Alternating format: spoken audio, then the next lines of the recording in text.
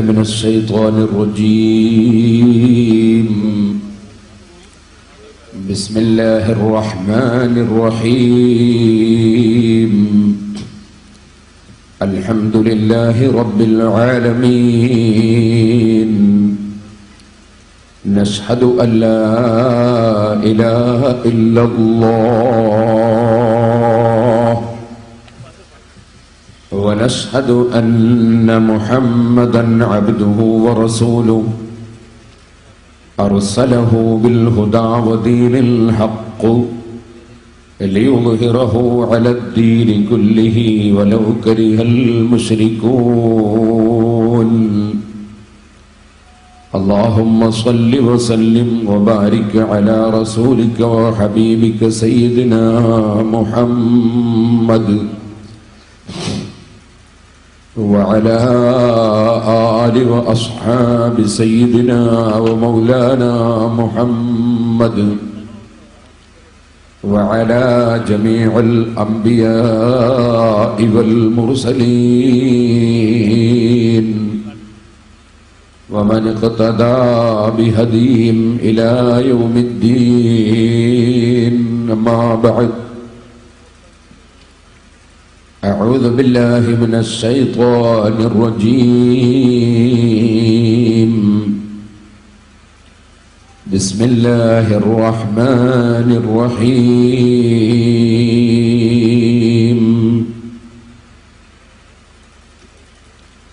التائبون العابدون الحامدون السائحون الراكعون الساجدون الآمرون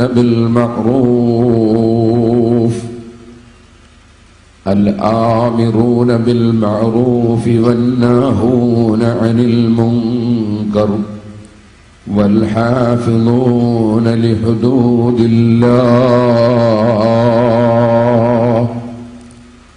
فبشر المؤمنين. صدق الله العلي العظيم. يا ربي صل على من هلا بالحرم طه الرسول الذي قد خص بالكرم.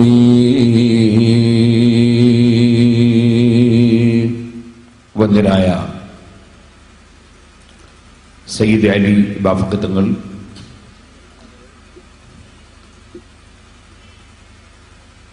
നമ്മുടെ അധ്യക്ഷൻ, മറ്റ് സാദാത്തുക്കൾ, പണ്ഡിതന്മാർ, ഉസ്താദുമാർ, മുഅ്മിനീങ്ങൾ, മുഅ്മിനാത്തുകൾ, പ്രിയപ്പെട്ട വിദ്യാർത്ഥികൾ, നാട്ടുകാർ, ഇന്ന് കുറഞ്ഞ സമയം മാത്രം സംസാരിക്കുന്നു. അല്ലാഹു തആല നമ്മുടെ പ്രവർത്തനങ്ങൾ ആദ്യം മുതൽ അവസാനം വരെ അവന്റെ മഹ്ലായ ഫദ്ൽ കൊണ്ട് നമ്മിൽ നിന്ന് സ്വീകരിക്കുമാറാകട്ടെ എന്ന് ആമുഖമായി ദുആ ചെയ്യുന്നു. സലാസുൻ മൻ കുന്ന ഫീഹി, മൂന്ന് കാര്യങ്ങൾ ഒരു മനുഷ്യനിൽ ഉണ്ടെങ്കിൽ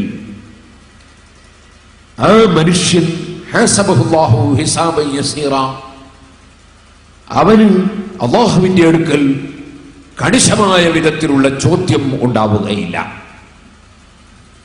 അല്ലാഹു സുബ്ഹാനഹു വ തആല അവനെ എളുപ്പത്തിൽ സ്വർഗത്തിലേക്ക് പ്രവേശിപ്പിക്കും. അതിന് മൂന്ന് കാര്യം നമുക്ക് ഉണ്ടാകണം. എന്താണ് മൂന്ന് കാര്യം? ഞാൻ ഇത് ആമുഖമായി തന്നെ പറയുന്നത്, നമ്മുടെ ഈ സ്ഥാപനത്തിന്റെ 20ാം വാർഷിക സമ്മേളനത്തിന്റെ പ്രചരണങ്ങൾ കേരളത്തിലും കർണാടകയിലും തമിഴ്നാട്ടിലും പല സ്ഥലങ്ങളിലും വിദേശ രാജ്യങ്ങളിലും എല്ലാം ഭംഗിയായി നടന്നുകൊണ്ടിരിക്കുകയാണ്. നമ്മുടെ ഈ പരിപാടി തന്നെ ഇവിടെ നടക്കുമ്പോൾ എത്രയോ രാഷ്ട്രങ്ങളിലുള്ള ആളുകൾ ഈ പരിപാടി കാണുകയും അനുഭവിച്ചുകൊണ്ടിരിക്കുകയും ചെയ്യുകയാണ്.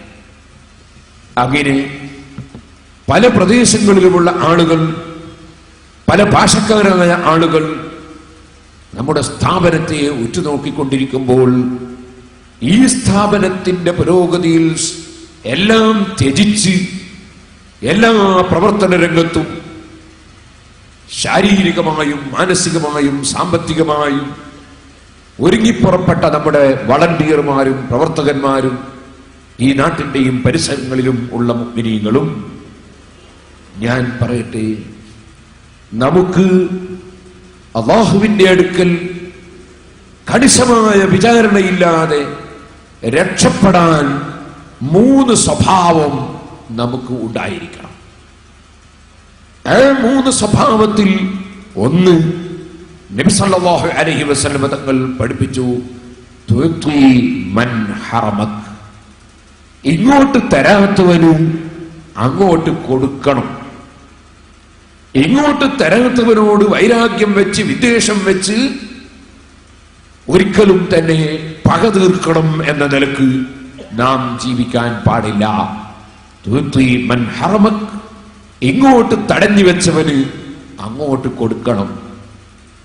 വതസിലു മൻ ഖതഅക്. ഇങ്ങോട്ട് ബന്ധം മുറിച്ചവനോട് അങ്ങോട്ട് ബന്ധം ചേർക്കണം. മൂന്നാമതായി നബി സല്ലല്ലാഹു അലൈഹി വസല്ലം തങ്ങൾ പഠിപ്പിച്ചു, വതഅഫു അമ്മൻ വലമക്. നിന്നെ ആക്രമിച്ച മനുഷ്യന് നീ വിട്ടുവീഴ്ച ചെയ്യണം, പകരം കൊടുക്കണം എന്ന ചിന്ത ഉണ്ടാകാൻ പാടില്ല. ഈ 3 സ്വഭാവം, ഇങ്ങോട്ട് തരാത്തവന് അങ്ങോട്ട് കൊടുക്കുന്ന വിശാലമായ സ്വഭാവം, ഇങ്ങോട്ട് തെറ്റ് ചെയ്തവനോട് അങ്ങോട്ട് മാപ്പ് ചെയ്യുന്ന വളരെ വിശാലമായ നയം, അതുപോലെ ഇങ്ങോട്ട് ബന്ധം മുറിച്ചവനോട് അങ്ങോട്ട് ബന്ധം ചേർക്കുന്ന അങ്ങേയറ്റത്തെ സൽസ്വഭാവം നമുക്കെല്ലാവർക്കും ഉണ്ടായിരിക്കണം. വളരെ വിശാലമായ മനസ്സ്, അവർക്ക് അല്ലാഹുവിന്റെ കാരുണ്യം ഉണ്ട്. റഹിമല്ലാഹു റജുലൻ സംഹൻ ഇദാ ബാഅ അബിസ്തറാ അബിഖ്തലാ. ഒരാൾക്ക് അല്ലാഹു തആല റഹ്മത്ത് ചെയ്യട്ടെ. നബി സല്ലല്ലാഹു അലൈഹി വസല്ലം തങ്ങൾ പറയും, റഹിമല്ലാഹു റജുലൻ സംഹൻ. എന്താണ് അദ്ദേഹത്തിന്റെ പ്രത്യേകത? അദ്ദേഹം വിട്ടുവീഴ്ച മനസ്ഥിതിക്കാരനാണ്, കടുംപിടുത്തക്കാരനല്ല. ഏത് വിഷയത്തിലും വിശാലമായ മനസ്ഥിതിയാണ്. എപ്പോൾ സാമ്പത്തികമായി നഷ്ടം വന്നാൽ പോലും ഇതാ ബാഅ, അവൻ ഒരു വസ്തു വാങ്ങുകയാണെങ്കിൽ, ഒരു വസ്തു വാങ്ങുമ്പോ കുറച്ച് കൂടിയാലും തിരക്കേടില്ല, അങ്ങനത്തെ ഒരു സ്വഭാവം. അബിസ്തറ, അല്ലെങ്കിൽ അതേ ഇതാ ബാഅ, അവൻ വിൽക്കുമ്പോൾ, അബിസ്തറ അല്ലെങ്കിൽ വാങ്ങുമ്പോൾ, ഒരു വസ്തു വിൽക്കുന്ന സമയത്ത് സുബ്ഹാനല്ലാഹ്, ഒരു 102 രൂപയുടെ സാധനം വിൽക്കുമ്പോ ഒരാൾ 100 രൂപ കൊടുത്ത് 2 രൂപ ചില്ലറില്ലല്ലോ എന്നാ സാധനം ഇവിടെ വെച്ചേ എന്ന് പറയുന്നതിന് പകരം 2 രൂപ എന്തായാലും കിട്ടിയേ മുതലാവുള്ളൂ എങ്കിൽ അയാളോട് 2 രൂപ എന്താ പിന്നെ ഇനി വരുമ്പോ തന്നെ, അല്ല നമുക്ക് 2 രൂപ കിട്ടിയില്ലെങ്കിലും ലാഭം കുറച്ച് കുറയുന്നേ ഉള്ളൂ, എന്നാൽ അത് സാരമില്ല. ഇങ്ങനെ വിൽക്കുന്ന സമയത്ത് വിട്ടുവീഴ്ച. അവിസ്തറ, വാങ്ങുന്ന സമയത്ത് വിട്ടുവീഴ്ച. ഒരു സാധനം 1000 എണ്ണത്തിന് ഓർഡർ ചെയ്തു, സുബ്ഹാനല്ലാഹ് 1000 എണ്ണം കൊണ്ടുവരുമ്പോ ലോറിയിൽ വെച്ച് 2 എണ്ണം പൊട്ടിപ്പോയി. 1000 ഓട് 2 ഓട് പൊട്ടിപ്പോയി, 998 ഓട് മാത്രമേ കിട്ടിയുള്ളൂ. എന്നാൽ എനിക്ക് വേണ്ടാന്ന് പറയുന്നതിന് പകരം 2 ഓട് അതിന്റെ പൈസ കുറച്ച് തന്നാ മതി, ഞാൻ അതിന്റെ പൈസ കുറച്ച് തരുന്നേ ഉള്ളൂ, ഞാൻ മടക്കുന്നില്ല, എനിക്ക് 1000 തന്നെ ആവശ്യമായിരുന്നു, 2 ഞാൻ ഇവിടുന്ന് ഞാൻ എടുക്കാം എന്ന് പറയാവുന്ന വിധത്തിൽ വാങ്ങുന്ന സമയത്ത് വിട്ടുവീഴ്ച, അല്ലെങ്കിൽ അത് സാരില്ല എന്ന് പറയാനുള്ള വിട്ടുവീഴ്ച. ഞാനൊരു ചെറിയ ഉദാഹരണം പറഞ്ഞതാണ്. അവകാശം ചോദിക്കുന്ന സമയത്തും വിട്ടുവീഴ്ച. ഒരാൾ 1.5 ലക്ഷം രൂപ തരാനുണ്ട്, പറഞ്ഞ അവധി കഴിഞ്ഞിട്ടുണ്ട്, ആ അവധി കഴിഞ്ഞാലും ഒരാഴ്ചയും കൂടി അവധി സാധിക്കുമെങ്കിൽ, അല്ലെങ്കിലോ 1.5 ലക്ഷം രൂപ തരാനുണ്ട്, ഇപ്പോൾ അദ്ദേഹം കൊണ്ടുവന്നത് 1.45 ഉള്ളൂ. ഞാനിങ്ങോട്ട് ടിപ്പ് ചെയ്തെടുക്കൂല, 5 രൂപ കൂടി വെച്ചിട്ട് കൊണ്ടുവന്നാൽ മതി എന്ന് പറയാതെ 1.45 വാങ്ങി വെച്ച് 5 രൂപ നിങ്ങൾ എപ്പോഴാ കൊണ്ടുതരിക എന്ന് ചോദിച്ച്, അങ്ങനെ അവകാശം വാങ്ങുന്ന സ്ഥലത്തും വിൽക്കുന്ന സ്ഥലത്തും വാങ്ങുന്ന സ്ഥലത്തും വരെ ഇത് സാമ്പത്തികമായി മനുഷ്യനെ ബാധിക്കുന്ന വിഷയമാണ്. സമ്പത്ത് എന്ന് പറഞ്ഞാൽ അത് ചെറിയൊരു വിഷയം അല്ല. മനുഷ്യൻ രാവിലെ മുതൽ വൈകുന്നേരം വരെ ശരീരം കൊണ്ട് അധ്വാനിക്കുന്നത് സമ്പത്തുണ്ടാക്കാനാണ്. മനുഷ്യൻ എത്രയോ തലകൊണ്ട് ചിന്തിക്കുന്നത് സമ്പത്തുണ്ടാക്കാനാണ്. മനുഷ്യൻ എത്രയോ നാടും വീടും കുടുംബമൊക്കെ വിട്ട് അന്യനാടുകളിലേക്ക് പോകുന്നത് സമ്പത്തുണ്ടാക്കാനാണ്. സമ്പത്തുണ്ടാക്കൽ തെറ്റായ കാര്യം അല്ല. അത്താജിറു സദൂഖുൽ അമീനു മഅൻ നബിയ്യീന വസ്സദീഖീന വശുഹദാ. അത്താജിറു സദൂഖുൽ അമീൻ, വിശ്വസ്തനായി സത്യവാനായി ബിസിനസ് നടത്തുന്ന ബിസിനസ്സുകാരൻ, മഅൻ നബിയ്യീന, അവൻ നബിമാരുടെ കൂടെയാണ്, വസ്സദീഖീന, സത്യവാന്മാരുടെ കൂടെയാണ്, സുദീഖീങ്ങളുടെ കൂടെയാണ്, വശുഹദാ, ശുഹദാക്കളുടെ കൂടെയാണ്. മുഹമ്മദുർ റസൂലുള്ളാഹി സ്വല്ലല്ലാഹു അലൈഹി വസല്ലം തങ്ങൾ പഠിപ്പിച്ചിട്ടുണ്ട്. ഇപ്പൊ ബിസിനസ് നടത്തൽ മോശമായ ഏർപ്പാടല്ല. നമ്മുടെ നാട്ടിലൊക്കെ ഏതെങ്കിലും ഒരു മുസ്ലിയാർ അല്ലെ ഒരു തങ്ങള് ഒരു ബിസിനസ് നടത്തുകയാണെങ്കിൽ ആൾക്കാർക്ക് അയാൾ മുസ്ലിയാരായിട്ട് ബിസിനസ് നടത്തുന്നു. ബിസിനസ് നടത്തൽ സഭയിൽ കാത്തിപ്പെട്ട തെറ്റാ? ബിസിനസ് നടത്തുക എന്നത് അതൊരു തെറ്റായ കാര്യമാണോ? ഹലാലായ ബിസിനസ് വിശ്വസ്തമായ വിധത്തിൽ സത്യസന്ധമായ വിധത്തിൽ നടത്തുക എന്നത് അമ്പിയാക്കളുടെയും സിദ്ദീഖീകളുടെയും ശുഹദാക്കളുടെയും കൂടെ ഒരുമിച്ച് കൂടാൻ കാരണമാകുന്ന കർമ്മമാണ്. പക്ഷേ ഏതെങ്കിലും ഒരാൾക്ക് പാണ്ഡിത്യം കൊണ്ടോ അല്ലെങ്കിൽ മറ്റേതെങ്കിലും കാരണത്താലോ അല്ലാഹു സുബ്ഹാനഹു വ തആല ജനങ്ങൾക്കിടയിൽ വല്ല സ്വാധീനവും കൊടുത്തിട്ടുണ്ടെങ്കിൽ അവൻ ബിസിനസ്സിന് വേണ്ടി പലരോടും അദ്ദേഹത്തിന്റെ വിശ്വാസ്യത കാണിച്ച് പണം വാങ്ങി പിന്നീട് അത് അവധിക്ക് കൊടുക്കാതെ അല്ലെങ്കിൽ ഷെയർ വാങ്ങിയിട്ട് ലാഭം കൊടുക്കാൻ കഴിയാതെ പിന്നെ പണം കൊടുത്ത ആള് ടെലിഫോൺ ചെയ്യുമ്പോൾ ടെലിഫോൺ അറ്റൻഡ് ചെയ്യാത്ത വിധത്തിൽ ആകാൻ പാടില്ല. അതേസമയം ബിസിനസ് അത് തെറ്റല്ല. അതുപോലെ ജോലിയെടുക്കുക, തൊഴിലെടുക്കുക അത് തെറ്റല്ല. ജോലിയെടുത്ത് ജീവിക്കുക അത് വളരെ നല്ലതാണ്. നബി സല്ലല്ലാഹു അലൈഹി വസല്ലം തങ്ങൾ പറഞ്ഞു, മാ അകല അഹദുൻ തആമൻ ഖത്തു ഖൈറൻ മിൻ അൻ യഅകുല മിൻ അമലി യദൈഹി വകാന നബിയുല്ലാഹി ദാവൂദ് യഅകുലു മിൻ അമലി യദൈഹി. ദാവൂദ് നബി അലൈഹി സ്വലാത്തു വസ്സലാം ലോകമൊട്ടാകെ അടക്കി ഭരിച്ച രാജാവായ സുലൈമാൻ നബി അലൈഹി സ്വലാത്തു വസ്സലാമിന്റെ പിതാവാണ്. ആ ദാവൂദ് നബി അലൈഹി സ്വലാത്തു വസ്സലാം ഇരുമ്പിന്റെ പണിയെടുത്ത് ജീവിച്ച ആളാണ്, ജോലിയെടുത്ത് ജീവിച്ച ആളാണ്. ഇരുമ്പിന്റെ പണിയെടുക്കുന്നത് താഴ്ന്ന ഏർപ്പാടല്ല, സ്വർണത്തിന്റെ പണിയെടുക്കുന്നത് താഴ്ന്ന ഏർപ്പാടല്ലെന്ന് ഞാൻ പറയാത്തത് അങ്ങനെയാണെന്നൊരു ധാരണ വരാൻ സാധ്യതയില്ലാത്തത് കൊണ്ടാണ്. ഇവിടെ മനുഷ്യൻ അഭിമാനത്തോടെ ജീവിക്കണം, അതിന് ജോലിയെടുക്കണം. അങ്ങനെ ജോലിയെടുത്ത് ജീവിതം കഴിക്കുന്ന മനുഷ്യൻ കഴിക്കുന്ന ഭക്ഷണം അതിനേക്കാൾ നല്ല ഭക്ഷണം കഴിക്കുന്നവരില്ലെന്ന് അഷ്റഫുൽ ഖൽഖ് സല്ലല്ലാഹു അലൈഹി വസല്ലം തങ്ങൾ പഠിപ്പിക്കുന്നു. അപ്പൊ തൊഴിലെടുക്കുന്നത് മോശമല്ല, വണ്ടി ഓടിക്കുന്നത് മോശമല്ല, അല്ലെങ്കിൽ ചുമട്ടുതൊഴിലാളിയാകുന്നത് മോശമല്ല, അല്ലെങ്കിൽ വേറെ ഏതെങ്കിലും തൊഴിലെടുക്കുന്നത് മോശമല്ല. തൊഴിലിലൂടെ ലഭിക്കുന്ന പണം കൊണ്ട്, സമ്പത്ത് കൊണ്ട് ഭക്ഷണം കഴിക്കുന്നവൻ അവനാണ് ഏറ്റവും നല്ല ഭക്ഷണം കഴിക്കുന്നവനെന്ന് നബി സല്ലല്ലാഹു അലൈഹി വസല്ലം തങ്ങൾ പറഞ്ഞല്ലോ. ഇതുപോലെ വിശ്വസ്തനായി കച്ചവടം ചെയ്യുന്നവൻ, ആ കച്ചവടം ചെയ്യുന്നവൻ അമ്പിയാക്കളുടെ കൂടെയാണ്, സിദ്ദീഖീകളുടെ കൂടെയാണ്, ശുഹദാക്കളുടെ കൂടെയാണെന്ന് നബി സല്ലല്ലാഹു അലൈഹി വസല്ലം തങ്ങൾ പറഞ്ഞല്ലോ. ഞാനിപ്പോൾ അതിനെ സംബന്ധിച്ച് വിശദമായി സംസാരിക്കുന്നില്ല. ഇൻഷാ അല്ലാഹ് പിന്നീട് അവസരങ്ങൾ വരുമ്പോൾ അവിടെ വെച്ച് നമുക്ക് പറയാം.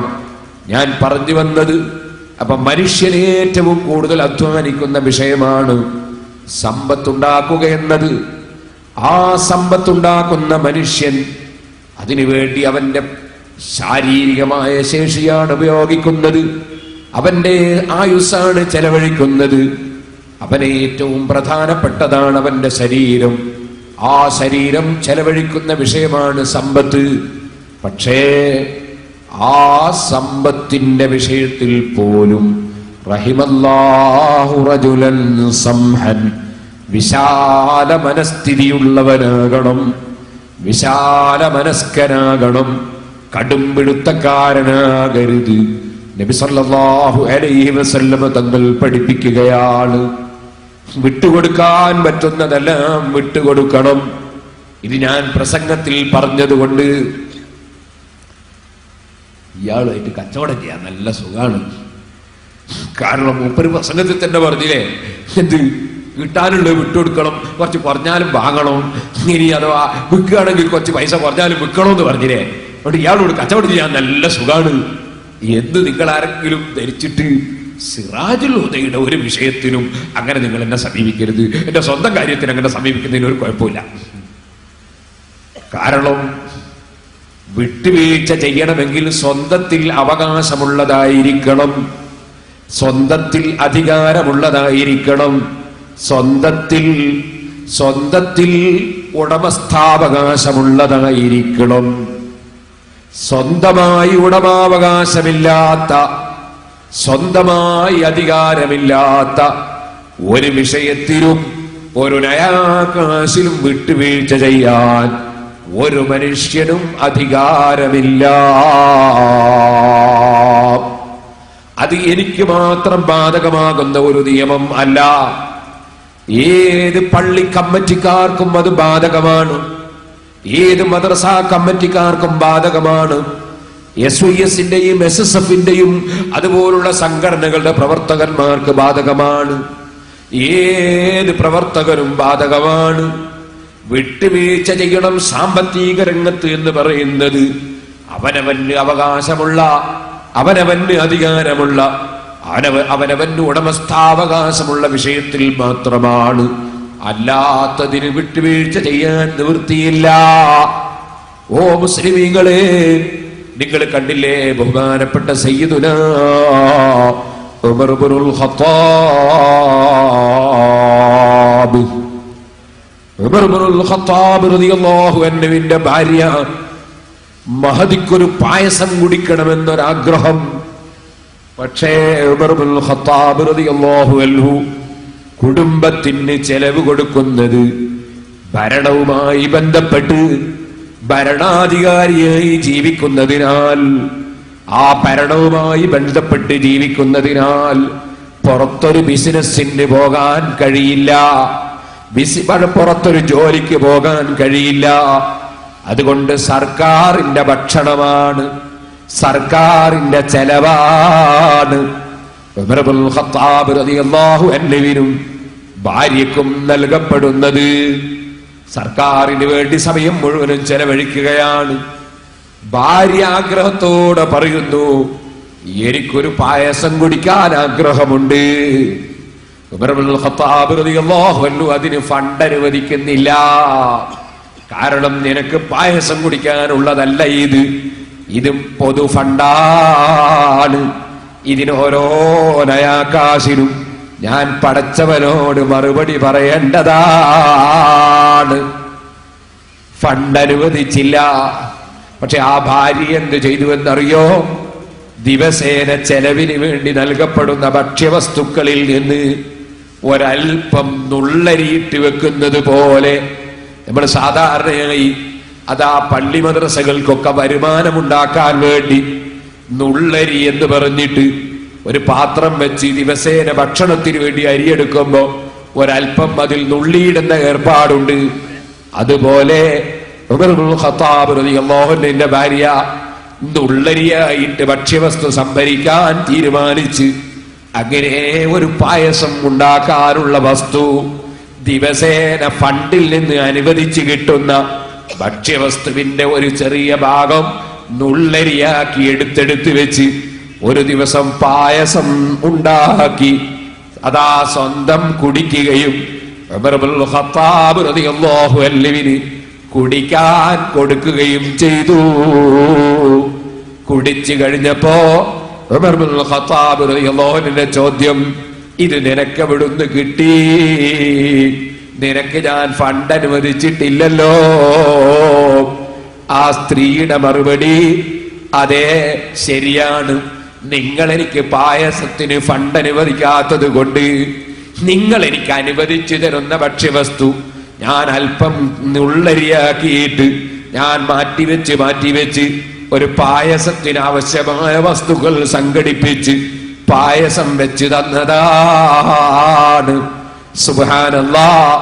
ഇത് കേട്ടപ്പോൾ ഉമർ ഇബ്നുൽ ഖത്താബ് റളിയല്ലാഹു അൻഹു അവിടുത്തെ ഓഫീസിൽ വർക്ക് ചെയ്യുന്ന, ഓഫീസ് കൈകാര്യം ചെയ്യുന്ന വ്യക്തിയെ വിളിച്ചിട്ട് പറയുന്നു, ഇതാ നാളെ മുതൽക്ക് എന്റെ ഭാര്യക്ക് നിങ്ങൾ ഭക്ഷ്യവസ്തു അനുവദിക്കുമ്പോൾ ഒരു നുള്ളരിയുടെ അത്ര മാറ്റിവെച്ചിട്ട് ബാക്കി മാത്രമേ കൊടുക്കാൻ പാടുള്ളൂ. കാരണം അവൾക്ക് അത്രേ ദിവസേന ആവശ്യമുള്ളൂ എന്ന് ഇപ്പോൾ മനസ്സിലായിരിക്കുന്നു. നമ്മൾ കൊടുക്കുന്ന അളവിൽ നിന്നത് ചുരുക്കിക്കളയണം. ഇത് പഠിപ്പിച്ച ഉമർ ഇബ്നുൽ ഖത്താബ് റളിയല്ലാഹു അൻഹുവിന്റെ അനുയായികളായിരിക്കണം മുസ്ലിമീങ്ങൾ, പ്രത്യേകിച്ചും ഫണ്ടുകൾ കൈകാര്യം ചെയ്യുന്നവർ. അതുകൊണ്ട് തന്നെ മുസ്ലിമീങ്ങളെ, മുഅ്മിനീങ്ങളെ, സർവ സഹോദരിമാരെ, സഹോദരന്മാരെ, ഞാൻ പറഞ്ഞല്ലോ, റഹിമല്ലാഹു റജുലൻ സംഹൽ ഇദാ ബാഅ ബിസ്തറാ ബിഖ്തലാ. എവിടെയും വിശാല മനസ്ഥിതി കാണിച്ച് വിൽക്കുമ്പോഴും കൊള്ളുമ്പോഴും, അതുപോലെ തന്നെ അതാ അവകാശം ചോദിക്കുമ്പോഴൊക്കെ വിശാല മനസ്ഥിതി കാണിച്ച് വിട്ടുവീഴ്ച ചെയ്യണമെന്ന് പറഞ്ഞത് പൊതു ഫണ്ടുകൾക്കും പൊതുവായ സ്ഥാപനങ്ങൾക്കും സംഘടനകൾക്കും അത് കൈകാര്യം ചെയ്യുന്നവർക്കും ബാധകമല്ല കേട്ടോ. പടച്ച റബ്ബിന്റെ അടുക്കൽ ഓരോ നയാകാശിന് മറുപടി പറയേണ്ടി വരും എന്നതിൽ ഒരു സംശയവും ഇല്ല. അതുകൊണ്ട് തന്നെ സ്വന്തം കാര്യമാകുമ്പോൾ പരമാവധി വിട്ടുവീഴ്ച ചെയ്യണം. ഇതുപോലെ ഞാൻ ഒരു കാര്യം കൂടി നിങ്ങളെ ശ്രദ്ധയിൽപ്പെടുത്തുകയാണ്. ഞാൻ നേരത്തെ പറഞ്ഞല്ലോ, വല്ലാത്ത വിട്ടുവീഴ്ചയുള്ള മനസ്ഥിതി നമുക്ക് വേണമെന്ന്. അതും അവിടെയും ഒരു കാര്യം ഒന്നുകൂടി പറയാനുണ്ട്. അതെന്താണ്? വിട്ടുവീഴ്ച എന്ന് പറയുന്നത് നമ്മുടെ സ്വന്തം കാര്യത്തിനാണ്. പടച്ചവന്റെ ദീനിന്റെ വിഷയത്തിൽ ഒരു വിട്ടുവീഴ്ചക്കും നമുക്കധികാരമില്ല.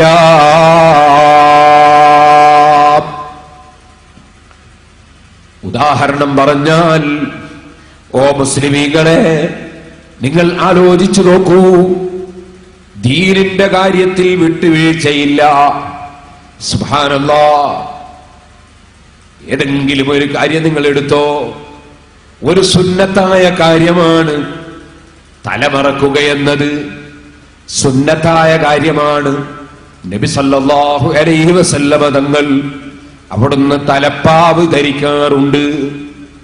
നബി സല്ലല്ലാഹു അലൈഹി വസല്ലമ തങ്ങൾ തലപ്പാവ് ധരിക്കാറുണ്ടെന്ന് മാത്രമല്ല, ഇമാം ബുഖാരി റിപ്പോർട്ട് ചെയ്ത ഹദീസ്, ഇമാം മുസ്ലിം റിപ്പോർട്ട് ചെയ്ത ഹദീസിൽ നമുക്ക് കാണാം, അഷ്റഫുൽ ഖൽഖ് സല്ലല്ലാഹു അലൈഹി വസല്ലം wudu എടുക്കുന്ന സമയത്ത് തലയിൽ നിന്ന് അല്പം തടകി ബാക്കി തലപ്പാവിന്റെ മേലെ തടകി പൂർത്തീകരിക്കാറുണ്ട്.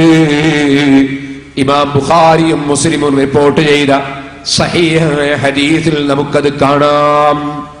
അപ്പൊ തലപ്പാവ് ധരിക്കുക എന്നത്, തലമുറക്കുക എന്നത് നബി സല്ലല്ലാഹു അലൈഹി വസല്ലമ തങ്ങളുടെ സുന്നത്താണ്, നബി തങ്ങളുടെ ചര്യയാണ്.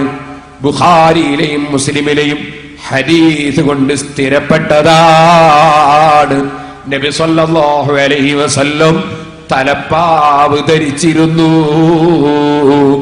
പരിശുദ്ധ ഖുർആൻ മുസ്ലിമീങ്ങളോട് ആഹ്വാനം ചെയ്തത്, അല്ലാഹുവിനെ പ്രിയം വെക്കുന്നവരോട് ആഹ്വാനം ചെയ്തത്, ഖുൽ ഇൻ കുൻതും തുഹിബ്ബൂനല്ലാഹ ഫത്തബിഊനി യുഹിബ്ബുകുമുല്ലാഹ്. ഖുൽ പറയൂ നബിയേ, ഇൻ കുൻതും തുഹിബ്ബൂനല്ലാഹ, നിങ്ങൾ അല്ലാഹുവിനെ ഇഷ്ടപ്പെടുന്നുണ്ടെങ്കിൽ, അല്ലാഹുവിനെ സ്നേഹിക്കുന്നുണ്ടെങ്കിൽ, അല്ലാഹുവിനെ പ്രിയം വെക്കുന്നുണ്ടെങ്കിൽ. അല്ലാഹുവിനെ പ്രിയം വെക്കാതിരിക്കാൻ പറ്റുമോ? അവൻ തന്ന വെള്ളമല്ലേ കുടിക്കുന്നത്, അവൻ തന്ന ഭക്ഷണമല്ലേ കഴിക്കുന്നത്, അവൻ തന്ന ഓക്സിജനല്ലേ ശ്വസിക്കുന്നത്, അവൻ തന്ന കണ്ണുകൊണ്ടല്ലേ കാണുന്നത്, അവൻ തന്ന കാതുകൊണ്ടല്ലേ കേൾക്കുന്നത്, അവൻ തന്ന നാവ് കൊണ്ടല്ലേ സംസാരിക്കുന്നത്, അവൻ തന്ന കൈകൊണ്ടല്ലേ എടുക്കുന്നത്, അവൻ തന്ന കാലുകൊണ്ടല്ലേ നടക്കുന്നത്. അവൻ തന്നതല്ലാതെ വല്ലതുമുണ്ടോ? ആ റബ്ബിനെ സ്നേഹിക്കുന്നില്ലെങ്കിൽ പിന്നെ ആരെ സ്നേഹിക്കാനാണ്? ആ റബ്ബിനെ നിങ്ങൾ ശരിക്ക് സ്നേഹിക്കുന്നുവെങ്കിൽ പറയൂ നബിയേ, ഫത്തബിഊനി. മുഹമ്മദ് നബി സല്ലല്ലാഹു അലൈഹി വസല്ലം, മുഹമ്മദ് നബി ആകുന്ന എന്നെ നിങ്ങൾ 100% പിന്തുടർന്ന് ജീവിക്കണേ. നബി സല്ലല്ലാഹു അലൈഹി വസല്ലം തങ്ങളെ പിന്തുടർന്ന് ജീവിക്കലാണ് അല്ലാഹുവിനോടുള്ള സ്നേഹപ്രകടനം. അങ്ങനെ ഒരു മനുഷ്യൻ അല്ലാഹുവിന്റെ റസൂലിനെ പിന്തുടർന്ന് ജീവിച്ചാലോ അവന് കിട്ടുന്ന വലിയ സമ്മാനമുണ്ട്. ആ സമ്മാനം എന്താണ്? ഓ മുസ്ലിമീങ്ങളെ, നിങ്ങൾ നോക്കൂ, ഇന്ത്യയുടെ പ്രധാനമന്ത്രിയെ അങ്ങോട്ട് സ്നേഹിക്കാൻ നമുക്ക് കഴിഞ്ഞേക്കും, കേരളത്തിന്റെ മുഖ്യമന്ത്രിയെ അങ്ങോട്ട് സ്നേഹിക്കാൻ പലർക്കും കഴിഞ്ഞേക്കും, അതുപോലെ പലരെയും അങ്ങോട്ട് സ്നേഹിക്കാൻ കഴിഞ്ഞേക്കും. പക്ഷേ അവരൊന്ന് ഇങ്ങോട്ട് സ്നേഹിക്കണ്ടേ? ഇങ്ങോട്ട് സ്നേഹിക്കുന്നതിലല്ലേ ഫലം? അങ്ങോട്ട് മാത്രം പോരല്ലോ സ്നേഹം. എന്നാൽ ഒരു രാജ്യത്തുള്ള പ്രധാനമന്ത്രിയെ, രാഷ്ട്രപതിയെ, രാജ്യത്തെ സുപ്രീം കോടതി ജഡ്ജിയെ, ലോകത്തുള്ള ഉന്നതന്മാരായ വ്യക്തികളെ അങ്ങോട്ട് സ്നേഹിക്കുന്ന എത്രയോ അനുയായികൾ ഉണ്ടാകാം, നേതാക്കളെ സ്നേഹിക്കുന്ന അനുയായികൾ ഉണ്ടാകാം. പക്ഷേ ഓരോരുത്തരെയും പരിചയപ്പെട്ട് വെവ്വേറെ മനസ്സിലാക്കി വെവ്വേറെ ഓരോരുത്തർക്കും സ്നേഹം കൊടുക്കാൻ ഒരു നേതാവിനും സാധ്യമല്ല, ഓർമ്മിക്കാൻ സാധ്യമല്ല. അതുപോലെ മനസ്സിൽ എപ്പോഴും ചിന്തിക്കാൻ സാധ്യമല്ല. എന്നാൽ നിങ്ങൾക്കറിയോ, ഒരു സൃഷ്ടിയുടെയും രഹസ്യമോ പരസ്യമോ ആയ ഒരു ചലനവും വിട്ടുപോകാതെ കാണുകയും കേൾക്കുകയും എല്ലാവരെയും ഒരുപോലെ പരിചയപ്പെടുകയും ഓരോരുത്തരുടെയും സുഖത്തിലും ദുഃഖത്തിലും എല്ലാ വിഷയത്തിലും നിയന്ത്രണം ഏറ്റെടുക്കുകയും ചെയ്ത ലോകത്തിന്റെ സൃഷ്ടാവായ റബ്ബുണ്ടല്ലോ, അവന് പരിചയമില്ലാത്ത അടിമകളില്ല, അവൻ അറിയാത്ത മനുഷ്യരില്ല, അവൻ നിയന്ത്രിക്കാത്ത വ്യക്തികളില്ല. ആ റബ്ബിന്റെ സ്നേഹം തിരിച്ചിങ്ങോട്ടും കിട്ടും. ആ റബ്ബിന്റെ സ്നേഹം കിട്ടണമെങ്കിൽ എന്താണ് വഴി? അല്ലാഹു പറയുകയാണ്, യുഹിബ്ബുകുമുല്ലാഹ്, അല്ലാഹു നിങ്ങളെ പ്രിയം വെക്കും. അതിന് നിങ്ങൾ എന്താ വേണ്ടത്? നിങ്ങൾ ഇൻ കുൻതും തുഹിബ്ബൂനല്ലാഹ ഫത്തബിഊനി, നിങ്ങൾ അല്ലാഹുവിനെ പ്രിയം വെക്കുന്നുണ്ടെങ്കിൽ എന്നെ നിങ്ങൾ പിന്തുടരണേ. പറയൂ നബിയേ, അങ്ങയെ പിന്തുടർന്നാൽ അതിന്റെ സമ്മാനം അല്ലാഹു സ്നേഹിക്കലാണ് കേട്ടോ. ആകാശങ്ങളും ഭൂമികളും സൂര്യനും ചന്ദ്രനും നക്ഷത്രങ്ങളും ഗാലക്സികളും സസ്യങ്ങളും മത്സ്യങ്ങളും ഉറുമ്പുകളും ആനകളും മൃഗങ്ങളും വന്യമൃഗങ്ങളും മനുഷ്യരും മലക്കുകളും ജിന്നുകളും ലോകത്തുള്ള എല്ലാം സൃഷ്ടിച്ച് പോറ്റി വളർത്തുന്ന രാജാവ് അല്ലാഹു പറയുകയാണ്, അവൻ ശരിക്കൊരാളെ സ്നേഹിച്ചു കഴിഞ്ഞാൽ അല്ലാഹു എപ്പോഴാ സ്നേഹിക്കുക? അതതിന്റെ ആദ്യ ഭാഗത്ത് പറഞ്ഞിട്ടുണ്ട്. വമാ തഖറബ ഇലയ്യ അബ്ദി ബിശൈഇൻ അഹബ്ബ ഇലയ്യ മിമ്മ അഫ്തറതുഹു അലൈഹി. ഞാൻ ഫർളാക്കിയ കാര്യം, നിർബന്ധമാക്കിയ കാര്യം അത് ചെയ്യുന്നതിലൂടെ അല്ലാതെ ഒരാൾക്കും എന്നിലേക്ക് അതിനേക്കാൾ തൃപ്തികരമായതുകൊണ്ട് അടുക്കാൻ സാധ്യമല്ല. നിസ്കരിക്കാതെ റബ്ബിലേക്ക് അടുക്കാൻ കഴിയില്ല, നോമ്പില്ലാതെ റബ്ബിലേക്ക് അടുക്കാൻ കഴിയില്ല, സകാത്ത് കൊടുക്കാതെ റബ്ബിലേക്ക് അടുക്കാൻ കഴിയില്ല, പണ്ഡിതന്മാരെ ആദരിക്കാതെ റബ്ബിലേക്ക് അടുക്കാൻ കഴിയില്ല, ബാപ്പയെയും ഉമ്മയെയും ബഹുമാനിക്കാതെ റബ്ബിലേക്ക് അടുക്കാൻ കഴിയില്ല. അതേ സകാത്തും ഹജ്ജും ഉംറയും ഒക്കെ കഴിവുണ്ടെങ്കിൽ ചെയ്തില്ലെങ്കിൽ കൊടുത്തില്ലെങ്കിൽ റബ്ബിലേക്ക് അടുക്കാൻ കഴിയില്ല. ഹറാമുകൾ കൈയൊഴിക്കാതെ റബ്ബിലേക്ക് അടുക്കാൻ കഴിയില്ല. എന്നാൽ ആ റബ്ബിലേക്ക് അടുക്കുന്ന മനുഷ്യൻ വേഗം അടുക്കുന്ന രംഗമുണ്ട്, ധാരാളം അടുക്കലുണ്ട്. അതെന്തുകൊണ്ടാണ്? മായസാലു അബ്ദീ യതഖറബു ഇലയ്യ ബിന്നവാഫിൽ. ഫർളായ കാര്യങ്ങൾക്ക് പുറമെ സുന്നത്തായ കാര്യങ്ങൾ എന്റെ അടിമ ധാരാളമായി സുന്നത്തായ കർമ്മങ്ങൾ എടുത്ത് എന്നിലേക്ക് അടുത്തുകൊണ്ടിരുന്നാൽ, അതേ സുന്നത്തായ കർമ്മങ്ങൾ എടുക്കുമ്പോ ഹത്താ ഉഹിബ്ബഹ്, ഞാൻ അവനെ അങ്ങ് സ്നേഹിക്കുമെന്ന് അല്ലാഹു പറയുന്നു. അപ്പൊ നബി സല്ലല്ലാഹു അലൈഹി വസല്ലം തങ്ങളെ പിന്തുടർന്ന് ജീവിക്കലാണ് സുന്നത്തനുസരിച്ചുള്ള ജീവിതം. ആ ജീവിതം നയിക്കുന്നവർക്കാണ് അള്ളാഹുവിന്റെ സ്നേഹം, അള്ളാഹുവിന്റെ റസൂലിന്റെ മഹത്തായ ചര്യയാണ്. അവിടുന്ന് തലമറക്കാതെ നിസ്കരിക്കാറില്ല. തലപ്പാവ് വദുവിന്റെ സമയത്ത് പോലും അഴിച്ചു വെച്ചില്ല. അത്രത്തോളം തലപ്പാവിനെ മുറുകെ പിടിച്ച ആളാണ് മുഹമ്മദുർ റസൂലുള്ളാഹി സ്വല്ലല്ലാഹു അലൈഹി വസല്ലം. ഒരു ചെറിയ ഉദാഹരണം പറയാം. ആ നബി സല്ലല്ലാഹു അലൈഹി വസല്ലം തങ്ങളുടെ സഹാബത്തും അതിനോട് 100% തുടർന്നവരാണ്. ഇന്ന് വരെയുള്ള ഇമാമിങ്ങൾ അതിനോട് തുടർന്നവരാണ്. എന്നാ സുഹൃത്തേ, നല്ല ഖിറാഅത്ത്, മണിമണിയായിട്ട് ഓതുന്ന ഖിറാഅത്ത്, ഒരു തകരാറില്ല. പ്രസംഗിച്ചാൽ കടകടാന്ന് പറയുന്ന പ്രസംഗം, അതിനൊരു തകരാറില്ല. പക്ഷെ ഇയാൾ നിസ്കരിക്കുമ്പോ തലമർക്കൂല. അപ്പോ നമ്മളെന്ത് ചെയ്യും? നമ്മൾ ചിലപ്പോ തലമർക്കാത്ത ആളായതുകൊണ്ട് നിസ്കാരത്തിൽ തുടരാതെ ഒരു തലമർക്കുന്ന ആളെ കിട്ടണമെന്ന് വിചാരിക്കും. അതിന്റെ അവിടെ കുറച്ച് വിട്ടുവീഴ്ച ചെയ്തൂടെ? ഈ തലേമേൽ അയാൾ ഒന്നും വെക്കാത്തതിന് ഇത്ര വാശി പിടിക്കണോ? അയാളെ തലയല്ലേ, നമ്മളെ തലയല്ലല്ലോ. നമ്മളെ തലേമേൽ നമ്മൾ വെച്ചിട്ടുണ്ടല്ലോ, അതിന് അയാളൊന്നും പറഞ്ഞില്ലല്ലോ. അയാളെ തലേമേലല്ലേ അയാൾ വെക്കാത്ത, അതിന് ഇത്ര വാശി പിടിക്കണോ?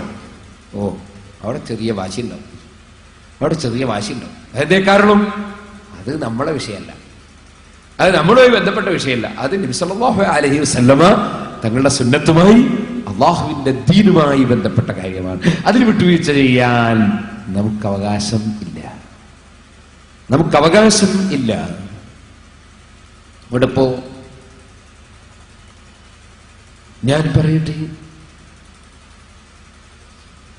നമ്മുടെ കാര്യാട്ട് കുഞ്ഞമ്മദ് ഹാജി, അദ്ദേഹത്തിന്റെ വയലിൽ നല്ല കൃഷി ഇങ്ങനെ വളരുമ്പോ അതിൽ നിന്ന് ഒരാൾ നെല്ല് ഒരു പശുവിനെ കൊണ്ട് തിന്നിക്കാൻ, അങ്ങനെ നെല്ല് തിന്നിക്കുമ്പോ അത് നോക്കാൻ വേണ്ടി ഏൽപ്പിച്ച ഒരു തൊഴിലാളിയുണ്ട്. ആ തൊഴിലാളി നെല്ല് തിന്നുപോയപ്പോ ഞാൻ എന്തായാലും കേസ് കൊടുക്കും. ഞാൻ കുഞ്ഞമ്പാജിനോട് പറയും, കേസ് കൊടുപ്പിക്കും. നിങ്ങൾ എന്തുകൊണ്ടാണ് നെല്ല് നശിപ്പിച്ചത് എന്ന് പറയുമ്പോൾ ഇയാൾ, നിങ്ങൾ പേരോട് അബ്ദുറഹ്മാൻ സഖാഫിന്റെ പ്രസംഗം കേട്ടിട്ടില്ലേ? എന്താണ് അയാൾ പറഞ്ഞത്? വിട്ടുവീഴ്ച ചെയ്യണമെന്നല്ലേ പറഞ്ഞത്? അവിടെ വിട്ടുവീഴ്ച ചെയ്യണമെന്ന് പറഞ്ഞാൽ ആ തൊഴിലാളിക്ക് വിട്ടുവീഴ്ച ചെയ്യാൻ പറ്റുമോ? ആ തൊഴിലാളിക്ക് വിട്ടുവീഴ്ച ചെയ്യാൻ പറ്റില്ല.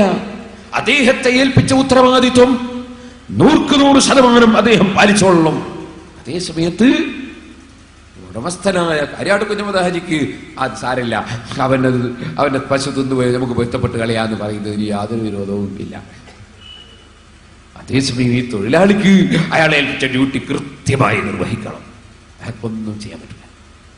ഇത് നമ്മുടെ മനസ്സിൽ ബോധം വേണം. അള്ളാഹുവിന്റെ ദീനിന്റെ കാര്യത്തിൽ, അതുപോലെ പൊതുമുതലിന്റെ കാര്യത്തിൽ ഒരു വിട്ടുവീഴ്ചയും ചെയ്യാൻ പറ്റില്ല.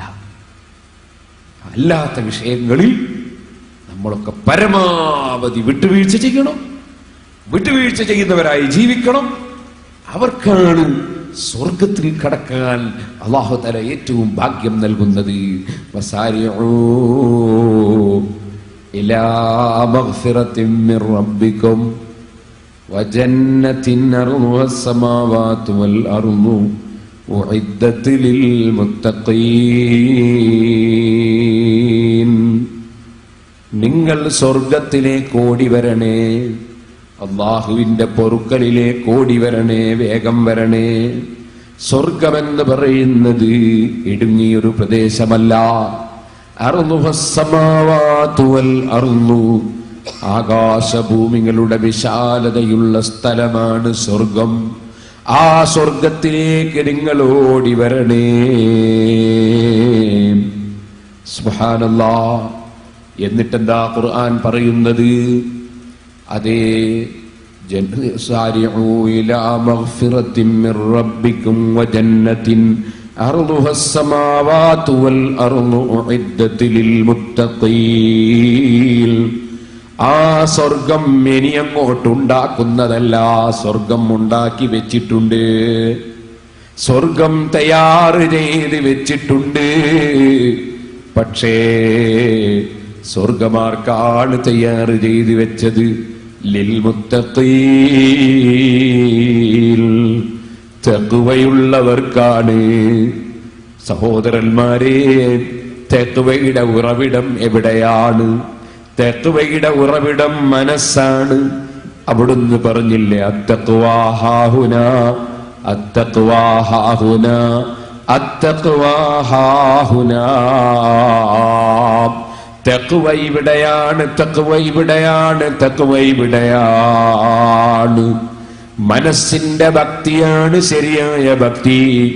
അങ്ങനെ മനസ്സിന്റെ ശരിയായ ഭക്തിയുള്ള ജനങ്ങൾക്കാണ് സ്വർഗം തയ്യാർ ചെയ്ത് വെച്ചിട്ടുള്ളത്. അവർക്ക് ചില ബാഹ്യമായ ലക്ഷണങ്ങളുണ്ട്. എന്താണ് അവരുടെ ലക്ഷണം? ഖുർആൻ പറയുന്നു, الذين ينفقون في السراء والضراء. അവർ സന്തോഷമുള്ള സമയത്ത് ചെലവഴിക്കുന്നവരാണ്. സന്തോഷമുള്ള സമയത്ത് ചെലവഴിക്കുന്നവരാണ്. നോക്കൂ നിങ്ങൾ, മകളുടെ കല്യാണമാണ്, മകളുടെ വിവാഹമാണ്. ആ വിവാഹത്തിന് പന്തലുണ്ടാക്കാൻ, ആ വിവാഹത്തിന് പന്തലൊരുക്കാൻ, ആ വിവാഹത്തിന് കത്തടിക്കാൻ, ആ വിവാഹ സമയത്ത് സദ്യ കൊടുക്കാൻ, ആ വിവാഹ സമയത്ത് കുറെ ആളുകളെ സൽക്കരിക്കാൻ അദ്ദേഹം അതാ ചെലവഴിക്കുന്നു. കാരണം സന്തോഷമുള്ള സമയത്ത് ചെലവഴിക്കുന്ന മുത്തഖീങ്ങൾ അവരാണ് സ്വർഗത്തിൽ കടക്കുന്നവരെന്ന് അല്ലാഹു പഠിപ്പിക്കുന്നു. മകന്റെ കല്യാണത്തിനുമതാ ഭക്ഷണം നൽകുന്നു. സുബ്ഹാനല്ലാഹ്. ഹജ്ജിന് പോകാൻ ഇറങ്ങുമ്പോൾ വല്ലാത്ത സന്തോഷം. അള്ളാഹുവിന്റെ വീട് കാണാൻ പോകാൻ കഴിഞ്ഞല്ലോ. അള്ളാഹുവിന്റെ ഹബീബായ നബി സല്ലല്ലാഹു അലൈഹി വസല്ലമ തങ്ങളെ സമീപത്ത് പോകാൻ സാധിക്കുകയാണല്ലോ. ഹജ്ജിന് പോകാൻ ഇറങ്ങുന്നവന്റെ മനസ്സിലുള്ള സന്തോഷം എത്രയാണ്! ആ ഹജ്ജ് യാത്ര മുടങ്ങിയാൽ അവന്റെ മനസ്സിന്റെ ദുഃഖം എത്രയാണ്! ഈമാനുള്ളവരങ്ങനെയല്ലേ? അങ്ങനെ അദ്ദേഹം സന്തോഷപൂർവം ഹജ്ജിന് വേണ്ടി പുറപ്പെടുന്ന സമയത്ത് അദ്ദേഹത്തിന്റെ മനസ്സിലൊരു തോന്നൽ, സന്തോഷമുള്ള സമയത്ത് ഞാൻ എൻ്റെ നാട്ടിലുള്ള എൻ്റെ പ്രിയപ്പെട്ട ആളുകളെ, എൻ്റെ കുടുംബങ്ങളെ വിളിച്ച് ഞാനൊരു സൽക്കാരം കൊടുക്കട്ടെ, ഒരൽപ്പം പണം ചെലവഴിക്കട്ടെ എന്ന് മനസ്സിലാക്കി ഹജ്ജിന് പോകുന്ന മനുഷ്യനൊരു സദ്യ ഉണ്ടാക്കി ജനങ്ങളെ സൽക്കരിച്ചാൽ, ഓ സഹോദരന്മാരെ, അത് തെറ്റാണെന്ന് പറയേണ്ടതുണ്ടോ? ഇല്ല ഇല്ല, പറയേണ്ടതില്ല. ഏതുപോലെ മകളുടെ കല്യാണം നടന്നാൽ ആ കല്യാണ ദിവസം ബിരിയാണി വെച്ചു കൊടുക്കുന്നത് അല്ലാഹുവിന്റെ റസൂലിന് അങ്ങനെ പതിവില്ലെങ്കിലും, അതുപോലെ മകന്റെ കല്യാണം നടക്കുമ്പോ, അതുപോലെ അവനവന്റെ കല്യാണം നടക്കുമ്പോ ആ കല്യാണത്തോടനുബന്ധിച്ച് സുബ്ഹാനല്ലാഹ് കല്യാണം കഴിഞ്ഞതിന് ശേഷം വിവാഹം കഴിച്ച ആളുകൾക്ക് ആ വിവാഹം കഴിച്ച വരന് വലീമത്ത് കൊടുക്കുക എന്നൊരു സുന്നത്തുണ്ട്. ഔലിം വലൗ ബിശാ. അതേ, വിവാഹം കഴിച്ച നീ വിവാഹ സദ്യ കൊടുത്തോളൂ, അതൊരാട്ടിനെ അറുത്തിട്ടാണെങ്കിലും ശരിയെന്ന് നബി സല്ലല്ലാഹു അലൈഹി വസല്ലമ തങ്ങൾ പഠിപ്പിച്ചിട്ടുണ്ട്. അതാ സ്വന്തം വിവാഹം നടത്തുന്ന വരനാണ്, അല്ലെങ്കിൽ വരന്റെ ബാപ്പയാണ്. അങ്ങനെ വരന്റെ കക്ഷികൾ വിവാഹശേഷം സദ്യ കൊടുക്കണം എന്ന് അതാ ഇസ്ലാമിൽ സുന്നത്തുണ്ട്, അല്ലാഹുവിന്റെ റസൂല് പ്രത്യേകം പഠിപ്പിച്ചിട്ടുണ്ട്.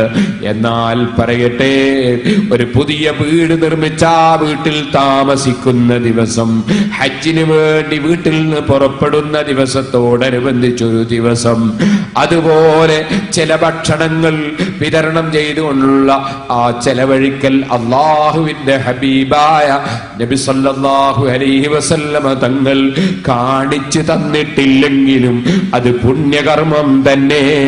കാരണം ഖുർആൻ പറഞ്ഞല്ലോ, മുത്തഖീങ്ങൾക്കാണ് സ്വർഗം. ആ മുത്തഖീങ്ങളെ ലക്ഷണമാണ് സന്തോഷമുള്ള സമയത്ത് ചെലവഴിക്കുക എന്നത്. അപ്പൊ ഹജ്ജിന് പോകുമ്പോൾ ഭക്ഷണം കൊടുത്താൽ മോശമല്ല.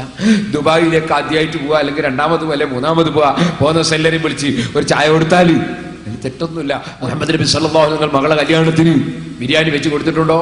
മുഹമ്മദ് നബി സല്ലല്ലാഹു അലൈഹി വസല്ലം തങ്ങൾ ഒരു പുതിയ വീടുണ്ടാക്കി താമസിക്കുമ്പോ അല്ലെ സഹാബത്ത് അന്ന് ബിരിയാണി വെച്ച് കൊടുത്തിട്ടുണ്ടോ എന്ന് തെളിവന്വേഷിക്കേണ്ട ആവശ്യമൊന്നുമില്ല.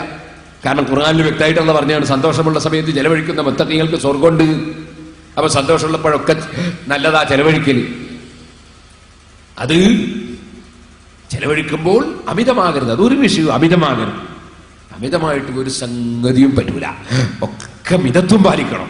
അത് എല്ലാ വിഷയത്തിലും വേണം, ഒരു വിഷയത്തിൽ മാത്രമല്ല, എല്ലാം മിതത്വം പാലിക്കണം. അത് അല്ലാഹുവിന്റെ ദീനിന്റെ നിയമമാണ്. തീവ്രതയും അമിതത്വവും അതുപോലെ തന്നെ അനാവശ്യവും അതൊന്നും ഇസ്ലാം അംഗീകരിക്കൂല. മിതത്വം പാലിക്കണം. ഞാൻ പറഞ്ഞു വന്നത്, ചെലവഴിക്കുക അത് സന്തോഷമുള്ള സമയത്ത് ചെലവഴിക്കുക, പ്രയാസമുള്ള സമയത്ത് ചെലവഴിക്കുക. ബാപ്പ മരിച്ചാലും ഭക്ഷണം കൊടുക്കുക, മകൻ ജനിച്ചാലും ഹഖീഖത്തർക്കുക. നബി സല്ലല്ലാഹു അലൈഹി വസല്ലം ജനിച്ച റബീഉൽ അവ്വൽ മാസം 12 വരുമ്പോ സന്തോഷത്തോടെ ചെലവഴിച്ച് എല്ലാവർക്കും ഭക്ഷണം കൊടുക്കാനൊക്കെ എല്ലാവരും സഹകരിക്കുക.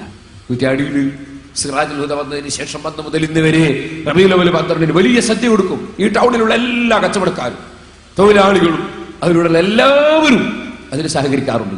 ആരും സഹകരിക്കാതിരിക്കാറില്ല, എല്ലാവരും സഹകരിക്കാറുണ്ട്. കാരണം സന്തോഷമുള്ള സമയത്ത് ചെലവഴിക്കുന്നതിൽ ഖുർആനിന്റെ നിർദ്ദേശമാണ്. നബി സല്ലല്ലാഹു അലൈഹി വസല്ലം ജനിച്ച ദിവസം വരുമ്പോ മുസ്ലിമിയർക്ക് വലിയ സന്തോഷമാണ്. ആ സന്തോഷമുള്ള സമയത്ത് ചെലവഴിക്കാൻ ഖുർആൻ പഠിപ്പിച്ചതാണ്. ദുഃഖമുള്ള സമയത്തും ചെലവഴിക്കാൻ പറഞ്ഞിട്ടുണ്ട്. അതുകൊണ്ടാണ് ബാപ്പ മരിച്ചാലും ഭക്ഷണം കൊടുക്കും. കാരണം ദുഃഖമുള്ള സമയത്തും ചെലവഴിക്കാൻ അല്ലാഹുവിന്റെ ഖുർആൻ പറഞ്ഞിട്ടുണ്ട്.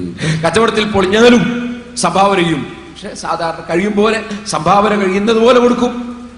അങ്ങനെയാണ് എപ്പോഴും ചെലവഴിക്കുക. അത് മുത്തഖീങ്ങളെ ലക്ഷണമാണ്. മുത്തഖീങ്ങൾക്കാണ് സ്വർഗം. ആ മുത്തഖീങ്ങളുടെ മുത്തഖ്വയുടെ അടിത്തറ എവിടെയാണ്? അത് മനുഷ്യന്റെ മനസ്സാണ്. അതാണ് അത്തഖ്വാ ഹാഹുനാ, അത്തഖ്വാ ഹാഹുനാ. തഖ്വ ഇവിടെയാണ്, തഖ്വ ഇവിടെയാണ്, തഖ്വ ഇവിടെയാണ്. നബി സല്ലല്ലാഹു അലൈഹി വസല്ലം തങ്ങളങ്ങ് പറഞ്ഞു, ഓ സഹോദരന്മാരെ, തഖ്വയുള്ള മനസ്സാകുമ്പോൾ ആ മനസ്സിന്റെ പ്രത്യേകത എന്താണ്? ആ മനസ്സിന്റെ പ്രത്യേകത സൃഷ്ടികളിലേക്ക് തിരിയൂല, സൃഷ്ടാവിലേക്ക് തിരിഞ്ഞുകൊണ്ടേയിരിക്കും. ആ മനസ്സ് സൃഷ്ടാവായ റബ്ബിലേക്ക് തിരിയും, സൃഷ്ടികളിലേക്ക് തിരിയൂല. എന്ന് പറഞ്ഞാൽ അതിന്റെ അർത്ഥം സൃഷ്ടികളുമായി ബന്ധപ്പെടുന്നുണ്ടാകും, സൃഷ്ടികളെ കാണുന്നുണ്ടാകും, സൃഷ്ടികളെ ആദരിക്കുന്നുണ്ടാകും, സൃഷ്ടികളെ സ്നേഹിക്കുന്നുണ്ടാകും, ജനങ്ങളുമായി ഇടപഴകുന്നുണ്ടാകും, അങ്ങനെ പലതും ഉണ്ടാകും. പക്ഷേ മനസ്സിന്റെ അടിത്തട്ടിൽ ഉറച്ച വിശ്വാസമാണ്. കൊടുക്കുന്നവൻ അല്ല മാത്രമേ ഉള്ളൂ, തടയുന്നവൻ അല്ല മാത്രമേ ഉള്ളൂ. അവൻ തോന്നിപ്പിച്ചാലല്ലാതെ ഒരു മനുഷ്യനും ഒന്നും കൊടുക്കുകയില്ല, ഒരാളിൽ നിന്നും ഒന്നും കിട്ടുകയില്ല. എല്ലാം അവന്റെ അധികാരത്തിലാണ്. അവൻ തീരുമാനിച്ചത് ഇവിടെ നടപ്പാക്കും, അവൻ തീരുമാനിക്കാത്തത് നടപ്പാക്കാൻ ഒരാൾക്കും ഒരു ശക്തിക്കും സാധ്യമല്ല. അങ്ങനെ അല്ലാഹുവിലേക്ക് മനസ്സ് തിരിച്ചവനാണ് തഖ്വയുള്ളവൻ. ആ മനസ്സ് അല്ലാഹുവിലേക്ക് തിരിക്കുമ്പോൾ പറയുന്ന വാക്കുകൾ പടച്ച റബ്ബിന് വേണ്ടിയായിരിക്കും, ചെയ്യുന്ന പ്രവർത്തനങ്ങൾ റബ്ബിന്റെ പൊരുത്തത്തിന് വേണ്ടിയായിരിക്കും. നമ്മുടെ നടത്തവും ഇരുത്തവും പോക്കും വരവും ഓ സുന്നത്ത് ജമാഅത്തിന്റെ പ്രവർത്തകരെ, സിറാജുൽ ഹുദയുടെ ഈ 10 ദിവസത്തോളം നീണ്ടു നിൽക്കുന്ന മഹത്തായ നമ്മുടെ ഈ പരിപാടിക്ക് വേണ്ടി ഞാൻ എന്ത് ചെലവഴിച്ചാലും, ഞാൻ എത്ര സമയം ചെലവഴിച്ചാലും, ഞാൻ എന്ത് തന്നെ ചെയ്താലും ഇതാ അതെനിക്കെന്റെ റബ്ബ് പ്രതിഫലം തരുമെന്ന് ഉദ്ദേശിച്ചുകൊണ്ട് എന്തിനും തയ്യാറായി വന്ന വളണ്ടിയർമാരെ, ചെറുപ്പക്കാരെ, SSFന്റെയും SYSന്റെയും പ്രവർത്തകരെ, കുറ്റ്യാടിയിലും പരിസരങ്ങളിലും നമ്മുടെ ഈ സ്ഥാപനത്തിന്റെ പുരോഗതിക്ക് എന്നാൽ കഴിയുന്നത് ഞാനും ചെയ്യുമെന്ന നിലക്ക് എല്ലാം മറന്ന് ഈ പരിപാടിയിൽ സഹകരിക്കുന്ന മുഅ്മിനീങ്ങളെ ഞാൻ ഓർമ്മപ്പെടുത്തട്ടെ. നമ്മുടെ ഖൽബിന്റെ അടിത്തട്ടിലുള്ള വികാരങ്ങൾ അറിയുന്ന റബ്ബ് യഅലമു ഖായിനത്തൽ അയുനി വമാ തുഖ്ഫി സുദൂർ. അവന്റെ മുന്നിൽ സോപ്പിടല് നടക്കൂല, കാട്ടിക്കൂട്ടല് കൊണ്ട് രക്ഷപ്പെടൂല. അവന്റെ മുമ്പിൽ അതാ ഞെളിയല് നടക്കൂല. അവൻ രഹസ്യമറിയുന്നവനാണ്, മനസ്സറിയുന്നവനാണ്, കണ്ണിന്റെ കട്ടുനോട്ടമറിയുന്നവനാണ്. അവനെല്ലാം എല്ലാം എല്ലാം ഒരുപോലെ അറിയുന്നവനാണ്. ആ റബ്ബ് സുബ്ഹാനഹു വ തആലയുടെ പൊരുത്തം മാത്രം ലക്ഷ്യം വെച്ചുകൊണ്ട് നമ്മുടെ ഓരോ ചവിട്ടടികൾ എടുത്തു വെക്കണം. റബ്ബിന്റെ പൊരുത്തം മാത്രം ലക്ഷ്യം വെച്ചുകൊണ്ട് നമ്മുടെ നാവ് കൊണ്ട് സംസാരിക്കണം. റബ്ബിന്റെ പൊരുത്തം മാത്രം ലക്ഷ്യം വെച്ചുകൊണ്ട് റബ്ബ് തന്നതിൽ നിന്ന് നാം ചെലവഴിക്കണം. അല്ലാഹ് അവനെന്റെ ചിന്ത അറിയുന്നുണ്ട്, അവനെന്റെ ചലനം കാണുന്നുണ്ട്, അവനെന്റെ പ്രവർത്തനം വീക്ഷിക്കുന്നുണ്ട്. അവൻ അറിയാത്തതില്ല, കേൾക്കാത്തതില്ല. അവനത് അവന്റെ മുന്നിലൊന്നും മറച്ചു വെക്കാൻ സാധ്യമല്ല. ആ റബ്ബിന്റെ പൊരുത്തം മാത്രം ലക്ഷ്യം വെച്ച് നമ്മുടെ ഓരോ ചലനങ്ങളും നടത്തണം.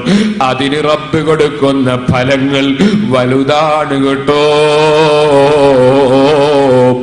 ഇഖ്ലാസ് എന്ന് പറയുന്നൊരു കാര്യം, അതേ മനുഷ്യന്റെ മനസ്സിൽ റബ്ബിന്റെ പൊരുത്തം മാത്രം ലക്ഷ്യം വെക്കുക എന്നത് അതല്ലേ അഖ്ലിസ് വദാ അൽഹതുരീദ മിതാത്തിൽ ഇല്ല തഖറുബ മിൻ ഇലഹികദിൽ ഉലാ.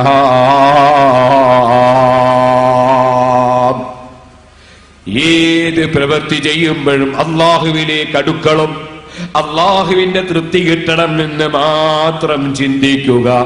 അതാണ് ഇഖ്ലാസ് എന്ന് പറയുന്നത്. ആ ഇഖ്ലാസ് ഒരു മനുഷ്യന് കിട്ടിയാൽ അവൻ വിജയം കൈവരിച്ചു പോയി. ഞാൻ പറയട്ടെ, അതില്ലെങ്കിലോ എല്ലാം നഷ്ടപ്പെട്ടു പോയി, അധ്വാനം തകർന്നു പോയി, ഉറക്കൊഴിച്ചത് വെറുതെയായി പോയി, പ്രസംഗിച്ചത് വെറുതെയായി പോയി, അധ്വാനിച്ചത് വെറുതെയായി പോയി, എല്ലാം വെറുതെയായി പോയി. അതേ സമയത്ത് അല്ലാഹുവിന്റെ പൊരുത്തം മാത്രം ലക്ഷ്യം വെച്ചുകൊണ്ടാണോ ഏത് ചലനവും നടത്തിയത്, ഏത് വാക്കും പറഞ്ഞത്, ഏത് പ്രവർത്തനവും നടത്തിയത്, അവരൊരിക്കലും പരാജയപ്പെടൂല. സലാസുൻ ലാ യഗില്ലു അലൈഹിന്ന ഖൽബു മുസ്ലിം. ഒരു മുസ്ലിമിന്റെ മനസ്സ് ചതിയിൽപ്പെടുത്തി ഒരു മുസ്ലിമായ മുഅ്മിനായ മനുഷ്യന് ചതിയിൽ കൊടുക്കാൻ സാധ്യമല്ല. അതിന് 3 കാര്യം വേണം. എന്താണ് ആ 3 കാര്യം? ഇഖ്ലാസുൽ അമലി ലില്ലാഹ്. ഏത് പ്രവൃത്തി ചെയ്യുന്നതും അല്ലാഹുവിന്റെ പൊരുത്തത്തിന് വേണ്ടിയായിരിക്കണം. ഒരു ലാഭവും ഒരു കാര്യവും അല്ലാഹുവിന്റെ ദീനിന്റെ പ്രവർത്തനത്തിൽ നമ്മൾ ലക്ഷ്യം വെക്കരുത് കേട്ടോ.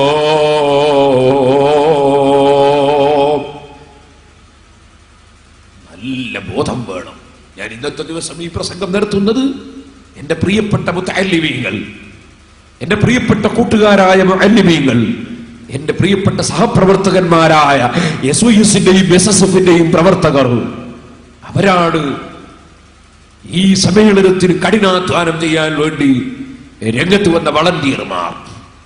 അതുകൊണ്ട് ഞാൻ പ്രത്യേകം അവരെ ഉദ്ദേശിച്ചുകൊണ്ട് തന്നെ പറയുകയാണ്, അല്ലാഹുവിന്റെ പൊരുത്തം ലക്ഷ്യം വെച്ച് നമ്മൾ ഓരോ ചലനങ്ങളും നടത്തണം. അതുപോലെ ഈ സ്ഥാപനത്തെ സഹകരിക്കുന്ന, സ്ഥാപനവുമായി സഹായിക്കുന്ന മുഴുവൻ ആളുകളും അല്ലാഹുവിന്റെ പൊരുത്തം മാത്രം ലക്ഷ്യം വെച്ചുകൊണ്ട് ചെയ്യണം. ഇല്ലെങ്കിൽ നമുക്ക് നഷ്ടപ്പെട്ടു പോകും, ഒരു കാര്യവും കിട്ടൂല. കൊടുക്കുന്നവൻ അല്ലാഹ് മാത്രമേ ഉള്ളൂ, തടയുന്നവൻ അല്ലാഹു മാത്രമേ ഉള്ളൂ, വേറെ ആരുമില്ല.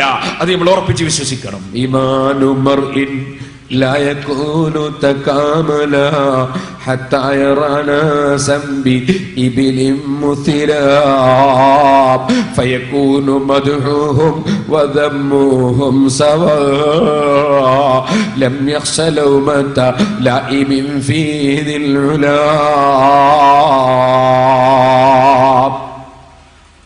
അങ്ങനെയുള്ള ഇഖ്ലാസുള്ള മനുഷ്യന് മാത്രമേ രക്ഷയുള്ളൂ. അല്ലാത്ത മനുഷ്യന്റെ ഈമാൻ പൂർണ്ണമല്ല എന്ന് പറഞ്ഞുകൊണ്ട് സയ്യിദുൽ മഅ്ബരി റളിയല്ലാഹു അൻഹു പറഞ്ഞില്ലേ, മനുഷ്യന്മാരെ ഒട്ടകങ്ങളെ പോലെ കരുതണം.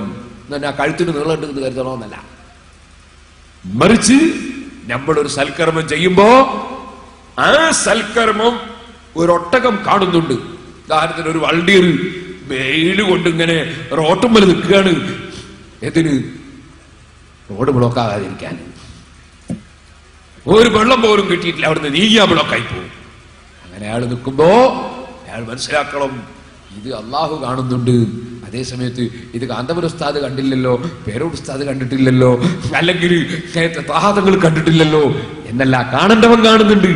ഞങ്ങളാരും കണ്ടിട്ട് ഒരു കാര്യം കിട്ടാനില്ല. കാരണം ഞങ്ങൾക്ക് ആർക്കും ഒന്നും കൊടുക്കാൻ കഴിയില്ല, ഒന്നും തടയാനും കഴിയില്ല, ആർക്കും ഒരു അധികാരവുമില്ല. അധികാരമുള്ളവൻ അല്ലാഹു മാത്രമേ ഉള്ളൂ. അവൻ കാണുന്നുണ്ട്, അവൻ അറിയുന്നുണ്ട്. അവനാണ് ദുനിയാവിൽ തരേണ്ടവൻ, അവനാണ് ആഖിറത്തിൽ നൽകേണ്ടവൻ. വേറെ കൊടുക്കുന്നവരില്ല, തടയുന്നവരില്ല. കേട്ടിട്ടില്ലേ നിങ്ങൾ മഹാനായ നബിയുല്ലാഹി ആദം അലൈഹിസ്സലാം? ആദം നബി അലൈഹിസ്സലാത്തു വസ്സലാം സ്വർഗത്തിൽ നിന്ന് ഭൂമിയിലേക്ക് ഇറങ്ങി. സ്വർഗത്തിൽ നിന്ന് ഭൂമിയിലേക്ക് ഇറങ്ങിയ ആദം നബി അലൈഹിസ്സലാമിനെ കാണാൻ പല മൃഗങ്ങളും പല ജീവികളും ചെന്നു, കൂട്ടത്തിൽ മാനുകളും ചെന്നു. ആദം നബി അലൈഹിസ്സലാത്തു വസ്സലാമിനെ സന്ദർശിച്ചപ്പോ ആദം നബി അലൈഹിസ്സലാത്തു വസ്സലാം മാനിന്റെ മുതുകിൽ തടകിയിട്ട് ബറക്കത്തിന് വേണ്ടി പ്രാർത്ഥിച്ചു കൊടുത്തു. അത് അമ്പിയാക്കളെ പതിവാണ്, ആലിമീങ്ങളെ പതിവാണ്. അവരുടെ അടുക്കൽ ആശീർവാദത്തിന് വരുന്ന ആളുകളുണ്ടാകും, അവരുടെ അടുക്കൽ ആശീർവാദത്തിന് വരുന്നവരുണ്ടാകും. അതിൽ ജനങ്ങളുമുണ്ടാകും, മൃഗങ്ങളുമുണ്ടാകും, പലരുമുണ്ടാകും. സുഹൃത്തുക്കളെ, നബി സല്ലല്ലാഹു അലൈഹി വസല്ലം തങ്ങൾ തലയിൽ കൈവച്ചിട്ട് ചെറിയ മക്കൾക്ക് ആശീർവദിക്കാറുണ്ട്, പ്രാർത്ഥന നടത്തി കൊടുക്കാറുണ്ട്. സഹീഹായ ഹദീസിൽ കാണാം, സായിബ് റളിയല്ലാഹു അൻഹു അക്കൂട്ടത്തിൽപ്പെട്ടൊരു സഹാബിയാണ്. അതുപോലെ എത്രയോ സഹാബികളുണ്ട്. നബി സല്ലല്ലാഹു അലൈഹി വസല്ലം തലയിൽ കൈവച്ചു കൊടുത്തു വിട്ട എത്രയോ സഹാബികളുണ്ട്. അല്ലാഹുവിന്റെ റസൂൽ സല്ലല്ലാഹു അലൈഹി വസല്ലം അണച്ചുകൂട്ടിയിട്ട് പ്രാർത്ഥിച്ചു കൊടുത്ത വലിയ മഹാനായ അബ്ദുല്ലാഹി ഇബ്നു അബ്ബാസ് റളിയല്ലാഹു അൻഹുവിനെ നിങ്ങൾ കേട്ടിട്ടില്ലേ? അല്ലാഹുവിന്റെ റസൂൽ സല്ലല്ലാഹു അലൈഹി വസല്ലം അതാ വിസർജനത്തിന് വേണ്ടി പോയി. വിസർജനം കഴിഞ്ഞ് തിരിച്ചു വരുമ്പോഴേക്ക് അവിടുത്തേക്ക് ഒതുവെടുക്കാനും ശുചീകരിക്കാനുമുള്ള വെള്ളം കണ്ടറിഞ്ഞ് മനസ്സിലാക്കിയിട്ട് എത്തിച്ചു കൊടുത്ത മുതഅല്ലിമാണ് അബ്ദുല്ലാഹി ഇബ്നു അബ്ബാസ് റളിയല്ലാഹു അൻഹുമാ. അല്ലാഹുവിന്റെ റസൂൽ ഞാൻ വരുമ്പോഴേക്ക് വെള്ളം കൊണ്ടുവന്ന് വെക്കണമെന്ന് പറഞ്ഞിട്ടില്ല, കണ്ടറിഞ്ഞ് വെള്ളം കൊണ്ടുപോയി വെച്ചതാണ്. ആ വെള്ളം നബി സല്ലല്ലാഹു അലൈഹി വസല്ലം തങ്ങൾ വരുമ്പോ വെള്ളം കൊണ്ടുവന്ന് സ്റ്റോക്ക് ചെയ്ത് വെച്ചത് കണ്ടപ്പോ ആരാണ് ഈ വെള്ളം വെച്ചതെന്ന് ചോദിച്ചു. അബ്ദുല്ലാഹി ഇബ്നു അബ്ബാസ് റളിയല്ലാഹു അൻഹു ആണെന്ന് പറഞ്ഞു. നബി സല്ലല്ലാഹു അലൈഹി വസല്ലം ആ വെള്ളം കൊണ്ട് ശുചീകരണം നടത്തുന്നതിന്റെ പുറമെ മഹാനായ അബ്ദുല്ലാഹി ഇബ്നു അബ്ബാസ് റളിയല്ലാഹു അൻഹു എന്ന ചെറിയ കുട്ടിയെ പിടിച്ചൊന്ന് അണച്ചുകൂട്ടിയിട്ട് ഒരൊറ്റ ദുആയാണ്, അല്ലാഹുമ്മ അല്ലിമുൽ ഖുർആൻ. അല്ലാഹുവേ, അല്ലാഹുമ്മ അല്ലിമുൽ ഖുർആൻ. നീ പരിശുദ്ധ ഖുർആനിൽ വലിയ ഇൽമ് ഈ ചെറിയ കുട്ടിക്ക് കൊടുക്കണം അല്ലാഹ്. ആ മുതഅല്ലിമിന് പ്രത്യേകം ആശീർവാദം കിട്ടിപ്പോയി. അതുകൊണ്ട് തന്നെ നിങ്ങൾക്കറിയോ, അബ്ദുല്ലാഹി ഇബ്നു അബ്ബാസ് റളിയല്ലാഹു അൻഹുവിന് പണ്ഡിതന്മാരെ കൂട്ടത്തിലുള്ള പേര് റഈസുൽ മുഫസ്സിരീൻ. ഖുർആനിന്റെ വ്യാഖ്യാനം പറയുന്ന പണ്ഡിതന്മാരുടെ തലവനാണ് അബ്ദുല്ലാഹി ഇബ്നു അബ്ബാസ് റളിയല്ലാഹു അൻഹുമാ. ഖുർആനിലുള്ള ഇൽമും അത് പറഞ്ഞാൽ തീരാത്ത ഇൽമാണ്. അത് എല്ലാവർക്കും എല്ലാം മനസ്സിലാക്കാൻ കഴിയില്ല. അത് മനസ്സിലാക്കാനുള്ള പ്രത്യേക ബുദ്ധിയും അറിവും തൗഫീഖും പൊരുത്തവും കൊടുത്തുകൊണ്ട് അല്ലാഹു തആല നിശ്ചയിച്ച ചില മഹാന്മാരുണ്ട്. അതുകൊണ്ട് ആ പരിശുദ്ധ ഖുർആൻ പറഞ്ഞത് വഅൻസൽനാ ഇലൈക ദിക്റ ലിതുബയ്യിന ലിന്നാസി മാ നുസില ഇലൈഹിം വലഅല്ലഹും യതഫക്കറൂൻ. നബിയേ, ഖുർആൻ അങ്ങയിലേക്ക് അവതരിപ്പിച്ചത് തങ്ങൾ വിശദീകരിച്ചു കൊടുക്കാൻ വേണ്ടിയാണ്. നബിയേ, തങ്ങളെ വിശദീകരണം മാത്രം വലഅല്ലഹും യതഫക്കറൂൻ. ചിന്തിക്കാൻ കഴിയുന്ന മഹാപണ്ഡിതന്മാർ, അവർ ചിന്തിച്ച് മനസ്സിലാക്കാനുമാണ് നബിയേ. ഖുർആനിന്റെ ആശയങ്ങൾ ചിന്തിച്ച് മനസ്സിലാക്കാൻ കഴിയുന്ന വലിയ തൗഫീഖ് കിട്ടിയ പണ്ഡിതന്മാരുണ്ട്. അവരിൽ ഏറ്റവും വലിയ തലവനായി എണ്ണപ്പെടുന്ന ആളാണ് സയ്യിദുനാ അബ്ദുല്ലാഹി ഇബ്നു അബ്ബാസ് റളിയല്ലാഹു അൻഹു. എന്താണ്? നബി സല്ലല്ലാഹു അലൈഹി വസല്ലമ തങ്ങളുടെ ആശീർവാദം ലഭിച്ചതാണ്. അല്ലാഹുവിന്റെ റസൂൽ അണച്ചുകൂട്ടി ദുആ ചെയ്തു കൊടുത്തതാണ്. സഹോദരന്മാരെ, മഹാനായ നബിയുല്ലാഹി ആദം അലൈഹി സ്വലാത്തു വസ്സലാം ഭൂമിയിൽ ഇറങ്ങിയപ്പോൾ ആദം നബി അലൈഹി സ്വലാത്തു വസ്സലാമിനെ ബറക്കത്തിന് വേണ്ടി കാണാൻ വന്ന മാനുകൾ, ആ മാനുകളുടെ അതാ മുതുകിൽ തടകിയിട്ട് നബി സല്ലല്ലാഹു മഹാനായ ആദം അലൈഹി സ്വലാത്തു വസ്സലാം ഒന്നങ്ങ് പ്രാർത്ഥിച്ചു കൊടുത്തു. മാനുകൾ ഇങ്ങോട്ട് വന്നതുപോലെയല്ല മടങ്ങിപ്പോകുന്നത്. വലിയ ബർക്കത്ത് കിട്ടിപ്പോയി. എങ്ങനെ കിട്ടി? ആദം നബി അലൈഹി ഇസ്ലാമിന്റെ കൈവച്ച് ദുആ ചെയ്തു കൊടുത്തപ്പോൾ വലിയ ബർക്കത്ത് കിട്ടിപ്പോയി. ആ മാനുകൾക്ക് അല്ലാഹു തആല കൊടുത്ത ബർക്കത്താണ് കസ്തൂരി എന്ന് പറയുന്ന വലിയ വില പിടിച്ച സുഗന്ധം. ആദം നബി അലൈഹി സ്വലാത്തു വസ്സലാം മുതുകിൽ തടകി പൊരുത്തം കൊടുത്തപ്പോൾ കിട്ടിയതാണ്. അതും കൊണ്ട് ആ മാനുകളൊക്കെ കാട്ടിലേക്ക് മടങ്ങി. കാട്ടിൽ ചെന്ന് നോക്കുമ്പോ അതാ കുറെ മാനുകൾ ഈ സിയാറത്തിൽ പങ്കെടുക്കാത്ത, ആദം നബി അലൈഹി ഇസ്ലാമിനെ സന്ദർശിക്കാത്ത, സിയാറത്ത് എന്നതിന്റെ അർത്ഥം സന്ദർശിക്കുക എന്നാണ്. സന്ദർശിക്കുക എന്ന് പറഞ്ഞാൽ അങ്ങോട്ട് ചെന്ന് നോക്കുന്നതിനാണ് സന്ദർശിക്കുക എന്ന് പറയാ. ചില ആളുകൾ പറയും ഖബർ സന്ദർശിക്കുന്നതിന് ഞങ്ങൾക്ക് വിരോധം ഇല്ല, പക്ഷെ ഖബർ സിയാറത്ത് ചെയ്യാൻ വേണ്ടി യാത്ര ചെയ്യാൻ പാടില്ല. പിന്നെ ഇങ്ങനെ ഖബർ ഇങ്ങോട്ട് വന്നിട്ട് സിയാറത്ത് ചെയ്യും. അല്ലെങ്കിൽ ഖബർ കാലിന് തടഞ്ഞു വീഴുമ്പോ സന്ദർശിക്കാതോ? അതിന്റെ പേരാ സന്ദർശനം. രോഗം സന്ദർശിക്കാതെ രോഗിയെ സന്ദർശിക്കാന്നതിന്റെ അർത്ഥം ഇതാ, രോഗി ഇങ്ങോട്ട് വരുമ്പോ കാണുകയാണാ രോഗിയെ സന്ദർശിക്കാന്ന് പറഞ്ഞാൽ രോഗിയെ അങ്ങോട്ട് ചെന്ന് നോക്കുന്ന രോഗിയെ സന്ദർശിക്കാന്ന വാക്കിന്റെ അർത്ഥം എല്ലാവർക്കും മനസ്സിലാകുന്നതല്ലേ? അപ്പൊ ഖബർ സന്ദർശിക്കുക എന്ന് പറഞ്ഞാൽ ഖബർ അങ്ങോട്ട് ചെന്ന് നോക്കുന്നതിനാണ് ഈ സന്ദർശിക്കാന്ന്. ഖബറിലുള്ള ആളെയാണ് വാസ്തവത്തിൽ സന്ദർശിക്കുന്നത്. അത് ഖബറിൽ ഉള്ളത് കൊണ്ട് ഖബർ സന്ദർശിക്കാൻ നമ്മൾ പറയാ. ഇതുപോലെ നമ്മള് പള്ളിക്കുവാണ് എന്ന് പറയുന്നത്. പള്ളിക്കല്ല വന്ന് നിസ്കരിക്കാനാ പോകുന്നത്. പള്ളിക്കുവാന്ന് പറയുന്ന അർത്ഥം പള്ളിയിൽ പോയി നിസ്കരിക്കാൻ പോകുന്നു എന്നാണ്. എല്ലാവർക്കും മനസ്സിലാകുന്ന കാര്യമാണ്. പള്ളിക്കുവാന്ന് പറഞ്ഞാൽ നിസ്കരിക്കാൻ ജുമാക്കുവാണ് എന്നാ പറയേണ്ടത്. പള്ളിക്കുവാന്നാ പറയല്. അത് സാധാരണയാണ്. ഇതുപോലെ ഖബർ സിയാറത്ത് ചെയ്യാനാൽ ഖബർ എന്ന് പറയുന്നത് ഈ മണ്ണ് സിയാറത്ത് ചെയ്യല്ല. ഇതിനെ ആ ഖബറിന്റെ ഉള്ളിലുള്ള ആളെ സന്ദർശിക്കാൻ, ഖബറിന്റെ ഉള്ളിലുള്ള ആളെ സന്ദർശിക്കാൻ. അപ്പൊ ചിലർ ചോദിക്കും, ഖബറിന്റെ ഉള്ളിലുള്ള ആളെ കാണുന്നില്ലല്ലോ, പിന്നെ എങ്ങനെ സന്ദർശിക്കാൻ? അത് നിങ്ങൾക്ക് മനസ്സിലാണോ? ഒരു ദിവസം ഇവിടെ എൻ്റെ അടുത്ത് ഒരാൾ വന്ന്, മൂപ്പർക്ക് 2 കണ്ണിനും കാഴ്ചയില്ല. മൂപ്പര് വന്ന് ഇവിടെ ഈ ജുമാഅത്ത് പള്ളിയിൽ ഞാനൊരു ചെറിയ കളക്ഷനൊക്കെ എടുത്തു കൊടുക്കാം, അവിടുത്തെ ആൾക്കാരോടൊക്കെ അയാൾ സഹായിക്കണമെന്നൊക്കെ പറഞ്ഞു. എല്ലാം കഴിഞ്ഞിട്ട് റൂമിൽ വന്നിട്ട് അദ്ദേഹം പറഞ്ഞു, ഉസ്താദെ ഞാൻ നിങ്ങളെ കാണാമെന്നാണ്. മൂപ്പർക്ക് 2 കണ്ണിനും കാഴ്ചയില്ല. 2 കണ്ണിനും കാഴ്ചയില്ല. അയാളാ പറഞ്ഞു ഞാൻ കാണാൻ വന്നതാണ്. ഒരു സ്ത്രീ വിളിച്ചു പറഞ്ഞു, തങ്ങളോട് വിളിച്ചു, തങ്ങളെ ഞാൻ നിങ്ങളെ കാണാൻ വന്നിട്ട് കണ്ടിട്ടില്ല. എന്റെ പെണ്ണുങ്ങളെ വന്ന് തങ്ങളെ ഇങ്ങനെ നോക്കുക. കാണാമെന്നതിന്റെ അർത്ഥം നോക്കുക എന്നല്ല, പിന്നെ നിങ്ങളെ വീട്ടിലോളം ഞാൻ വന്നു അവിടുത്തെ ദ്വാ കിട്ടാനും അതിന്റെ അർത്ഥം, അല്ലാതെ ഞാൻ കണ്ടു എന്ന അർത്ഥത്തിലല്ല. ഓരോ വാചകവും പറയുമ്പോൾ അതിനൊരു ഉദ്ദേശം ഉണ്ടാവും. ആ ഉദ്ദേശാർത്ഥ പ്രകാരം ഓരോ വിഷയങ്ങളും മനസ്സിലാക്കണം, ഓരോ വാചകങ്ങളും മനസ്സിലാക്കണം. ഇല്ലെങ്കിൽ അബദ്ധം പറ്റിപ്പോവും. ഞാനിപ്പോൾ അതിലേക്ക് കടന്ന് സംസാരിക്കുന്നില്ല. ഇരിക്കട്ടെ സഹോദരന്മാരെ. അപ്പോൾ ആദം നബി അലൈഹിസ്സലാത്തു വസ്സലാമിനെ സന്ദർശിച്ച മാനുകൾക്ക് കസ്തൂരി കിട്ടിയത് കണ്ടപ്പോ കാട്ടിലുള്ള മാനുകൾ ചോദിച്ചു, നിങ്ങൾക്ക് എവിടുന്ന ഈ കസ്തൂരി കിട്ടിയത്? അപ്പൊ മറ്റുള്ള മാനുകളോട് ഈ മാനുകൾ പറഞ്ഞു, ഞങ്ങൾ ഒരു മഹാനായ നബി ഭൂമിയിൽ ഇറങ്ങിയപ്പോ നബിയെ കാണാൻ പോയി. നബിയെ കാണാൻ പോയപ്പോ നബി ആശീർവദിച്ചു, ഞങ്ങൾക്കൊക്കെ കസ്തൂരി കിട്ടിയെന്ന്. ഓ ശരി, അങ്ങനെ നബിയെ കാണാൻ പോയ കസ്തൂരി കിട്ടൂലേ, എന്നാ പിന്നെ നമുക്ക് പോണം നബിനെ കാണാൻ. ഇങ്ങനെ നബിയെ കാണാൻ വേണ്ടി ബാക്കിയുള്ള മാനുകളൊക്കെ കാട്ടിൽ നിന്ന് ഇറങ്ങി ആദം നബി അലൈഹിസ്സലാത്തു വസ്സലാമിനെ കാണാൻ വേണ്ടി ഇറങ്ങി പുറപ്പെട്ടു. ആദം നബി അലൈഹിസ്സലാത്തു വസ്സലാമിനെ കാണാൻ വന്നപ്പോ ആദം നബി അലൈഹിസ്സലാമിന് വിവേചനമില്ല. മഹാന്മാർക്ക് വിവേചനം ഉണ്ടാവൂല. അവരെല്ലാവരെയും സ്വീകരിക്കും. അവരെ സ്വീകരിക്കുന്നത് കാണുമ്പോ ചിലർക്ക് തോന്നും ഇവരൊരു പൊട്ടപ്പോയത്തക്കാരാണ്. കാരണം ഇഖ്ലാസോടെ വന്നവനും ഇഖ്ലാസോടെ വരാത്തവനും അവർക്ക് തിരിച്ചറിഞ്ഞാൽ തന്നെയും ഇനിയെങ്കിലും നന്നാകട്ടെ എന്ന നിലക്ക് അവരെല്ലാവരെയും സ്വീകരിക്കും. അതാണ് മഹാന്മാരുടെ സ്വഭാവം. ആദം നബി അലൈഹിസ്സലാത്തു വസ്സലാം ഈ വന്ന മാനുകളെയും സ്വീകരിച്ചു. ആ മാനുകളെ മുതുകും തടകി പ്രാർത്ഥിച്ചു കൊടുത്തു. മാനുകൾ മടങ്ങിപ്പോയി കാട്ടിലേക്ക്. ഒറ്റ മാനിനും കസ്തൂരില്ല. ഒറ്റ മാനും കസ്തൂരി ഇന്ന് വരെ ഇല്ല. ആദ്യം പോയ മാനിന്റെ അനന്തരാവകാശികളായ ഇന്നും എന്റെ അനന്തരാവകാശികളായ മാനുകൾക്കുണ്ട്, മറ്റേ മാനിനില്ല. എന്താ കാരണം? ആദ്യം പോയ മാന് കസ്തൂരിക്ക് വേണ്ടി പോയതല്ല.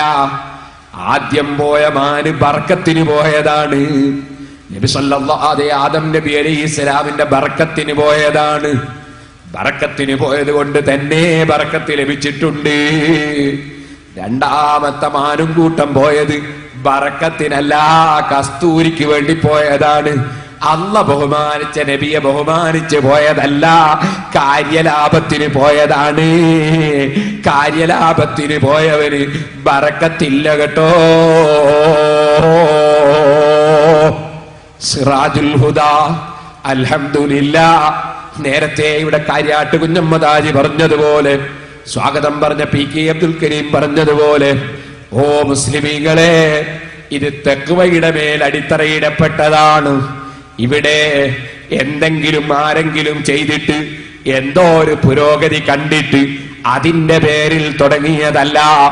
മറിച്ച് ആരും തിരിഞ്ഞു നോക്കാതെ, ആരും ഭാഗം ശ്രദ്ധിക്കാതെ ഏകദേശം 40-ലധികം വർഷം അഹ്ലുസുന്നത്തി വൽ ജമാഅത്തിന്റെ ഒരു ചലനവുമില്ലാതെ സുന്നത്ത് ജമാഅത്തിന്റെ ആശയങ്ങളില്ലാതെ, മക്കയിൽ നടക്കുമ്പോൾ ഒരു ജുമഇല്ലാതെ, മദീനയിൽ നടക്കുമ്പോൾ ഒരു തറാവീഹ് ഇല്ലാതെ, മക്കയിലും മദീനയിലും നടക്കുന്നത് പോലെ ഒരു 2 ബാങ്ക് കൊടുത്തുകൊണ്ടുള്ള ജുമഇല്ലാതെ, അതേ മക്ക മദീനയെ പിന്തുടരുന്ന പരിപാടിയില്ലാതെ എന്തോ തെറ്റിദ്ധരിച്ചു പോയ ചിലർ, അല്ലാഹു അവരെ തെറ്റിദ്ധാരണകൾ തിരുത്തി കൊടുക്കട്ടെ.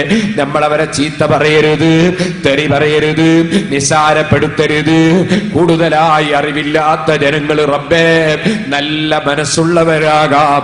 ആരെങ്കിലും തെറ്റുകളിൽ പെട്ടവരുണ്ടെങ്കിൽ, ആരെങ്കിലും തെറ്റായ വിശ്വാസം വെച്ച് പുലർത്തിയവരുണ്ടെങ്കിൽ അവരെല്ലാം ഞങ്ങളെ സഹോദരന്മാർ, ഞങ്ങളെ കുടുംബങ്ങൾ, ഞങ്ങളെ അയൽവാസികൾ, അവർക്കെല്ലാം പൊറുക്കണം റഹ്മാനേ, അവർക്കെല്ലാം വെളിച്ചം നൽകണം റഹ്മാനേ.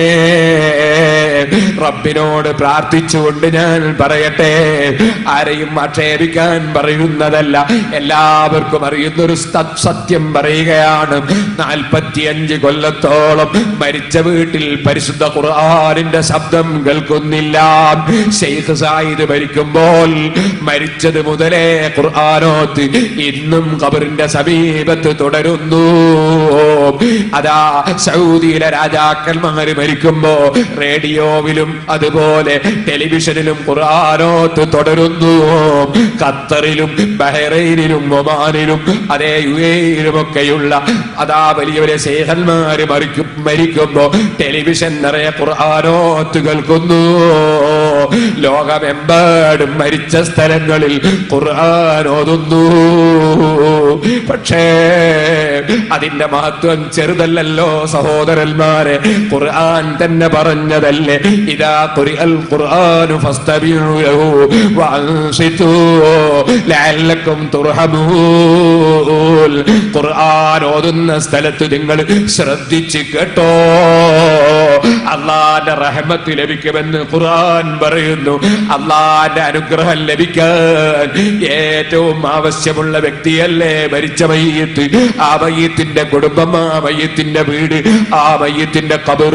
അതുകൊണ്ടല്ലേ ലോക പ്രശസ്ത പണ്ഡിതനായ ഇമാം ശാഫിഈ റളിയല്ലാഹു അൻഹു വഫാത്തായപ്പോ ശിഷ്യന്മാര് ചുറ്റുഭാഗത്തും ഇരുന്ന് ഖുർആൻ ഓതിയില്ലേ?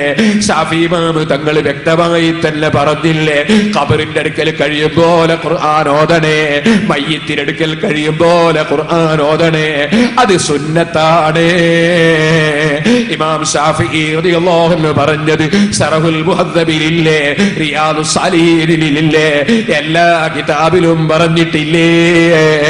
അങ്ങനെ ലോകത്തുള്ള വലിയ വലിയ ഇമാമികൾ മുഴുവനും പരിശുദ്ധ ഖുർആൻ ഓതണമെന്ന് പറയുകയും ഇമാം സുയൂത്തി റളിയല്ലാഹു അൻഹു അവിടുത്തെ ദുറുൽ മൻസൂറിലും എന്തിനധികം പറയണം, അതേ ഇബ്നുൽ ഖയ്യിമുൽ ജൗസി അദ്ദേഹത്തിന്റെ കിതാബുർ റൂഹിലും അങ്ങനെ എല്ലാ കിതാബുകളിലും സഹാബത്ത് ഖബറിന്റെ അടുക്കലും മയ്യിത്തിന്റെ അടുക്കലുമൊക്കെ ഖുർആൻ ഓതിക്കൊണ്ടിരുന്നു എന്ന് പരസ്യമായി രേഖപ്പെടുത്തുമ്പോൾ, അതാ ഈ കുറ്റ്യാടിയിൽ ഒരു മനുഷ്യൻ മരിച്ചു പോയാൽ എത്ര തന്നെ വലിയ സ്വത്ത് അദ്ദേഹം പൊതു സ്വത്തേക്ക് കൊടുത്തവനാണെങ്കിലും രാജ്യത്തിന്റെ പുരോഗതിക്ക്, നാട്ടിന്റെ പുരോഗതിക്ക്, നാട്ടിലുള്ള സ്ഥാപനത്തിന് വലിയ ഏക്കർ കണക്കിന് സ്വത്ത് കൊടുത്ത മുതലാളിമാർ ഈ രാജ്യത്തുണ്ട്.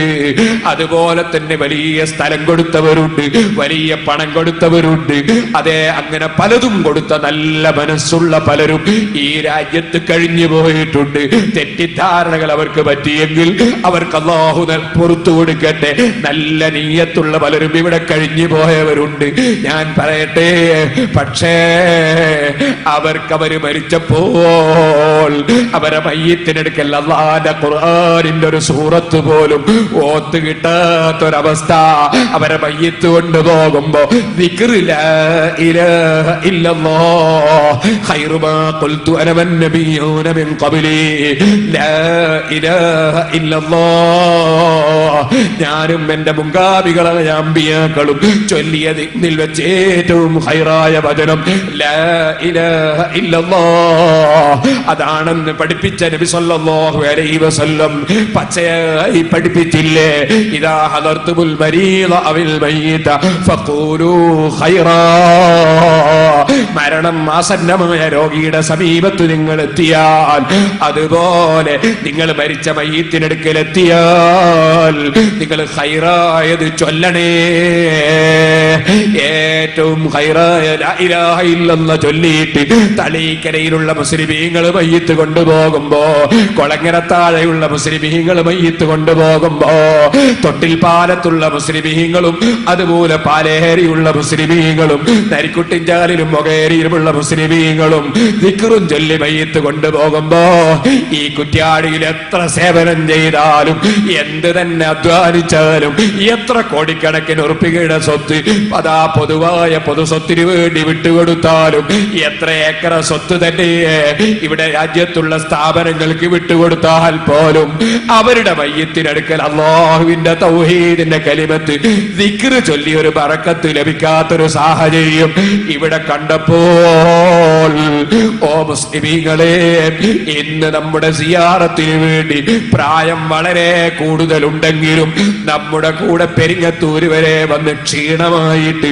ഈ സ്റ്റേജിൽ അധ്യക്ഷനായിരിക്കാൻ കഴിയാതെ പോയ ബഹുമാനപ്പെട്ട PCS തങ്ങൾ, അല്ലാഹു അവർക്ക് ദീർഘായുസ്സും ആഫിയത്തും ഹിമ്മത്തും ഏറ്റിക്കൊടുക്കട്ടെ.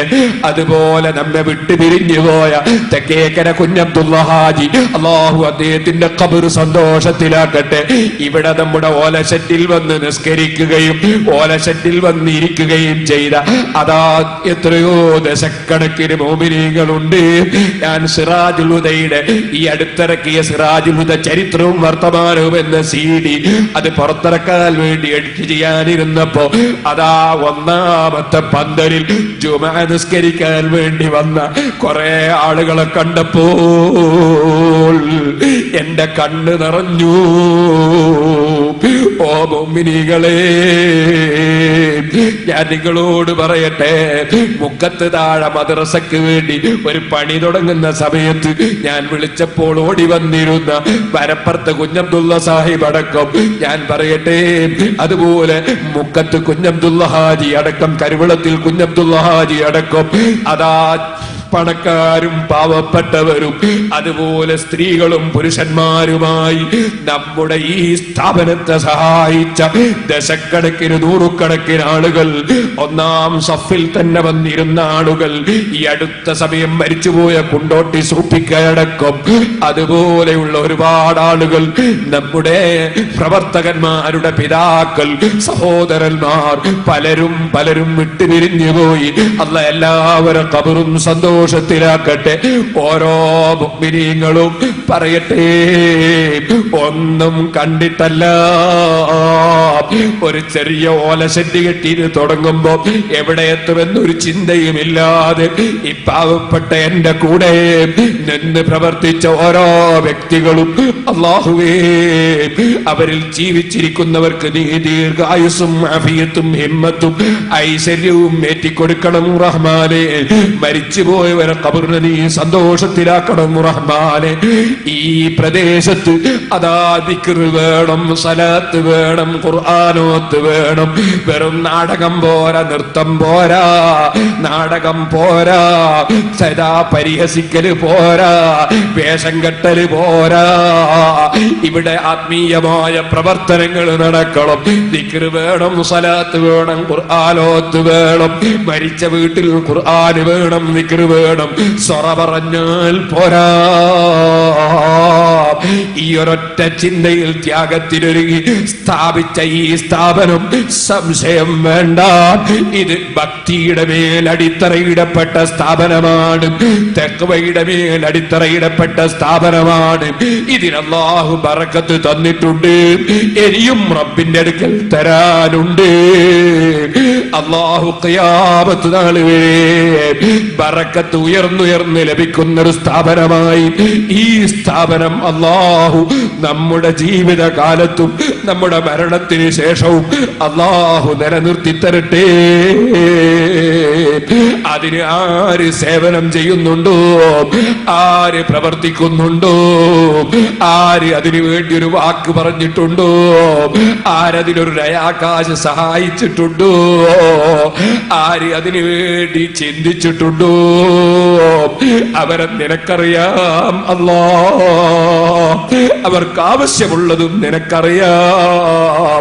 ഞങ്ങൾക്കൊന്നും അറിയില്ല. അവർക്കും ഞങ്ങൾക്കും ആവശ്യമുള്ളതെല്ലാം ദുനിയാവിലും ആഖിറത്തിലും നീ തന്ന് ഞങ്ങളെ സന്തോഷിപ്പിക്കണം റഹ്മാനേ. ഞങ്ങളെ പ്രവർത്തനങ്ങൾ നീ സാലിഹായ അമലായി സ്വീകരിക്കണം റഹ്മാനേ. ഇഖ്ലാസോടെ ഇനിയും നമ്മുടെ പ്രവർത്തന രംഗത്ത് നാം മുന്നേറണം. നമുക്ക് വിവേചനങ്ങളില്ല, നമുക്ക് ആരോടും വിദ്വേഷമില്ല, ആരോടും വൈരാഗ്യമില്ല, ആരോടും പകയില്ല. അല്ലാഹുവിന്റെ ഹബീബായ മുഹമ്മദ് റസൂലുള്ളാഹി സ്വല്ലല്ലാഹു അലൈഹി വസല്ലം തങ്ങൾ അവിടുത്തെ ഉമ്മത്തുകൾ എല്ലാവരും വിജയിക്കണം, എല്ലാവരും നന്നാകണം. ഭൗതികമായും നന്നാകണം, പാരത്രികമായും നന്നാകണം. വിദ്യാഭ്യാസപരമായി പുരോഗതി ഉണ്ടാകണം. ആത്മീയ വിദ്യാഭ്യാസവും ഭൗതിക വിദ്യാഭ്യാസവും ലഭിക്കണം. ഈ ടൗണിലും പരിസരങ്ങളിലും മറ്റ് ടൗണുകളിലുമൊക്കെ ബിസിനസ് നടത്തുന്നവരൊക്കെ ബിസിനസ്സിൽ പുരോഗമിക്കണം. ജോലി എടുക്കുന്നവർ ജോലിയിൽ പുരോഗമിക്കണം. അമുസ്ലിമും മുസ്ലിങ്ങളും സൗഹാർദ്ദത്തോടെ ജീവിക്കണം, സഹകരണത്തോടെ നീങ്ങണം, സന്തോഷവും സമാധാനവും നിലനിൽക്കണം. എല്ലാവരും പുരോഗമിച്ച് കാണണം. അതാണ് നമ്മുടെ മനസ്സ്. ആ മനസ്സറിയുന്ന റബ്ബ് നമ്മുടെ പ്രവർത്തനങ്ങൾ ഉപകാരപ്രദമായ പ്രവർത്തനങ്ങളായി നമ്മിൽ നിന്ന് ഖബൂൽ ചെയ്യുമാറാകട്ടെ. നമ്മളെ പ്രവർത്തനങ്ങൾ പുരോഗമിക്കുമ്പോൾ ഒരൽപ്പവും കിബ്റ് നമ്മളെ മനസ്സിൽ വന്നു പോകാതെ അള്ളാഹു നമ്മളെ മനസ്സ് നന്നാക്കി തരണം. അതിനുവേണ്ടി നമ്മളെല്ലാവരും പരസ്പരം ദുആ ചെയ്യണം. കിബ്റ് വന്നുപോയാൽ, നമ്മളെ കൊണ്ടാണ് ഇതൊക്കെ ആയതെന്ന് തോന്നിപ്പോയാൽ അള്ളാഹു പാഠം പഠിപ്പിച്ചു കളയും അള്ളാഹു തആല. അത് നമ്മളെല്ലാവരും മനസ്സിൽ ഓർമ്മ വേണം. ഒരിക്കലും അഹങ്കാരം നമ്മളെ ഖൽബിലേക്ക് തോന്നിപ്പോകരുത്. ഇമാം ഗസാലി റളിയല്ലാഹു അൻഹു പറഞ്ഞതുപോലെ ഒരു പുസ്തകത്തിലൂടെ ഇഴിഞ്ഞു പോകുന്ന ഉറുമ്പ്, ആ ഉറുമ്പ് ഇങ്ങനെ പുസ്തകത്തിൽ ഒരു എഴുത്തുകാരൻ എഴുതുന്നത് കണ്ടാൽ ഈ ഉറുമ്പിന് തോന്നും ഈ നിബ്ബാണ് എഴുതുന്നത് എന്ന് തോന്നും. അപ്പൊ അങ്ങനെ ഉറുമ്പ് നിബിന്റെ ബഹുമാനം പറയും. പക്ഷേ നിബ്ബ് കരുതരുത് ഞാനാണ് എഴുതുന്നതെന്ന് കരുതരുത്. നിബ്ബല്ല എഴുതുന്നത്, അതിന്റെ പിന്നിൽ പെന്നുണ്ട്, പെന്നിന്റെ പിന്നിൽ കൈയുണ്ട്, കൈയിന്റെ പിന്നിൽ മനുഷ്യരുണ്ട്, മനുഷ്യന്റെ പിന്നിൽ ലോകമെല്ലാം സൃഷ്ടിച്ച് പോറ്റി വളർത്തുന്ന കൈയും അതുപോലെ മനുഷ്യനെയും പടച്ച എന്തെഴുതണമെന്ന് തോന്നിപ്പിച്ചു കൊടുത്ത മഷിയും പേനയും കൊടുത്ത അർ-റഹ്മാനു അല്ലമൽ ഖുർആൻ, ഖുർആൻ പഠിപ്പിച്ച, അതേ എഴുതാൻ പഠിപ്പിച്ച, വായിക്കാൻ പഠിപ്പിച്ച റബ്ബുണ്ട്. ആ റബ്ബിലേക്കല്ലാതെ, അവൻ ചെയ്യുന്നുവെന്നല്ലാതെ, അവൻ ചെയ്യിപ്പിക്കുന്നുവെന്നല്ലാതെ നമ്മളെ വകയാണ്, ഞാനാണതാക്കിയത്, ഞാനാണിത് ചെയ്തത്, ഞാനാണ് ശരിപ്പെടുത്തിയത്, ആ ഒരു തോന്നൽ വന്നാൽ നമ്മുടേതെല്ലാം പൊളിഞ്ഞു പോകും കേട്ടോ. അല്ലാഹു അത്തരത്തിലുള്ള ഒരു ചിന്തയും നമ്മുടെ ഖൽബിൽ വരാതെ താഴ്മയുടെ ചിന്തയോടെ ജീവിച്ച് മരിക്കാൻ നമുക്കെല്ലാവർക്കും തൗഫീഖ് നൽകട്ടെ.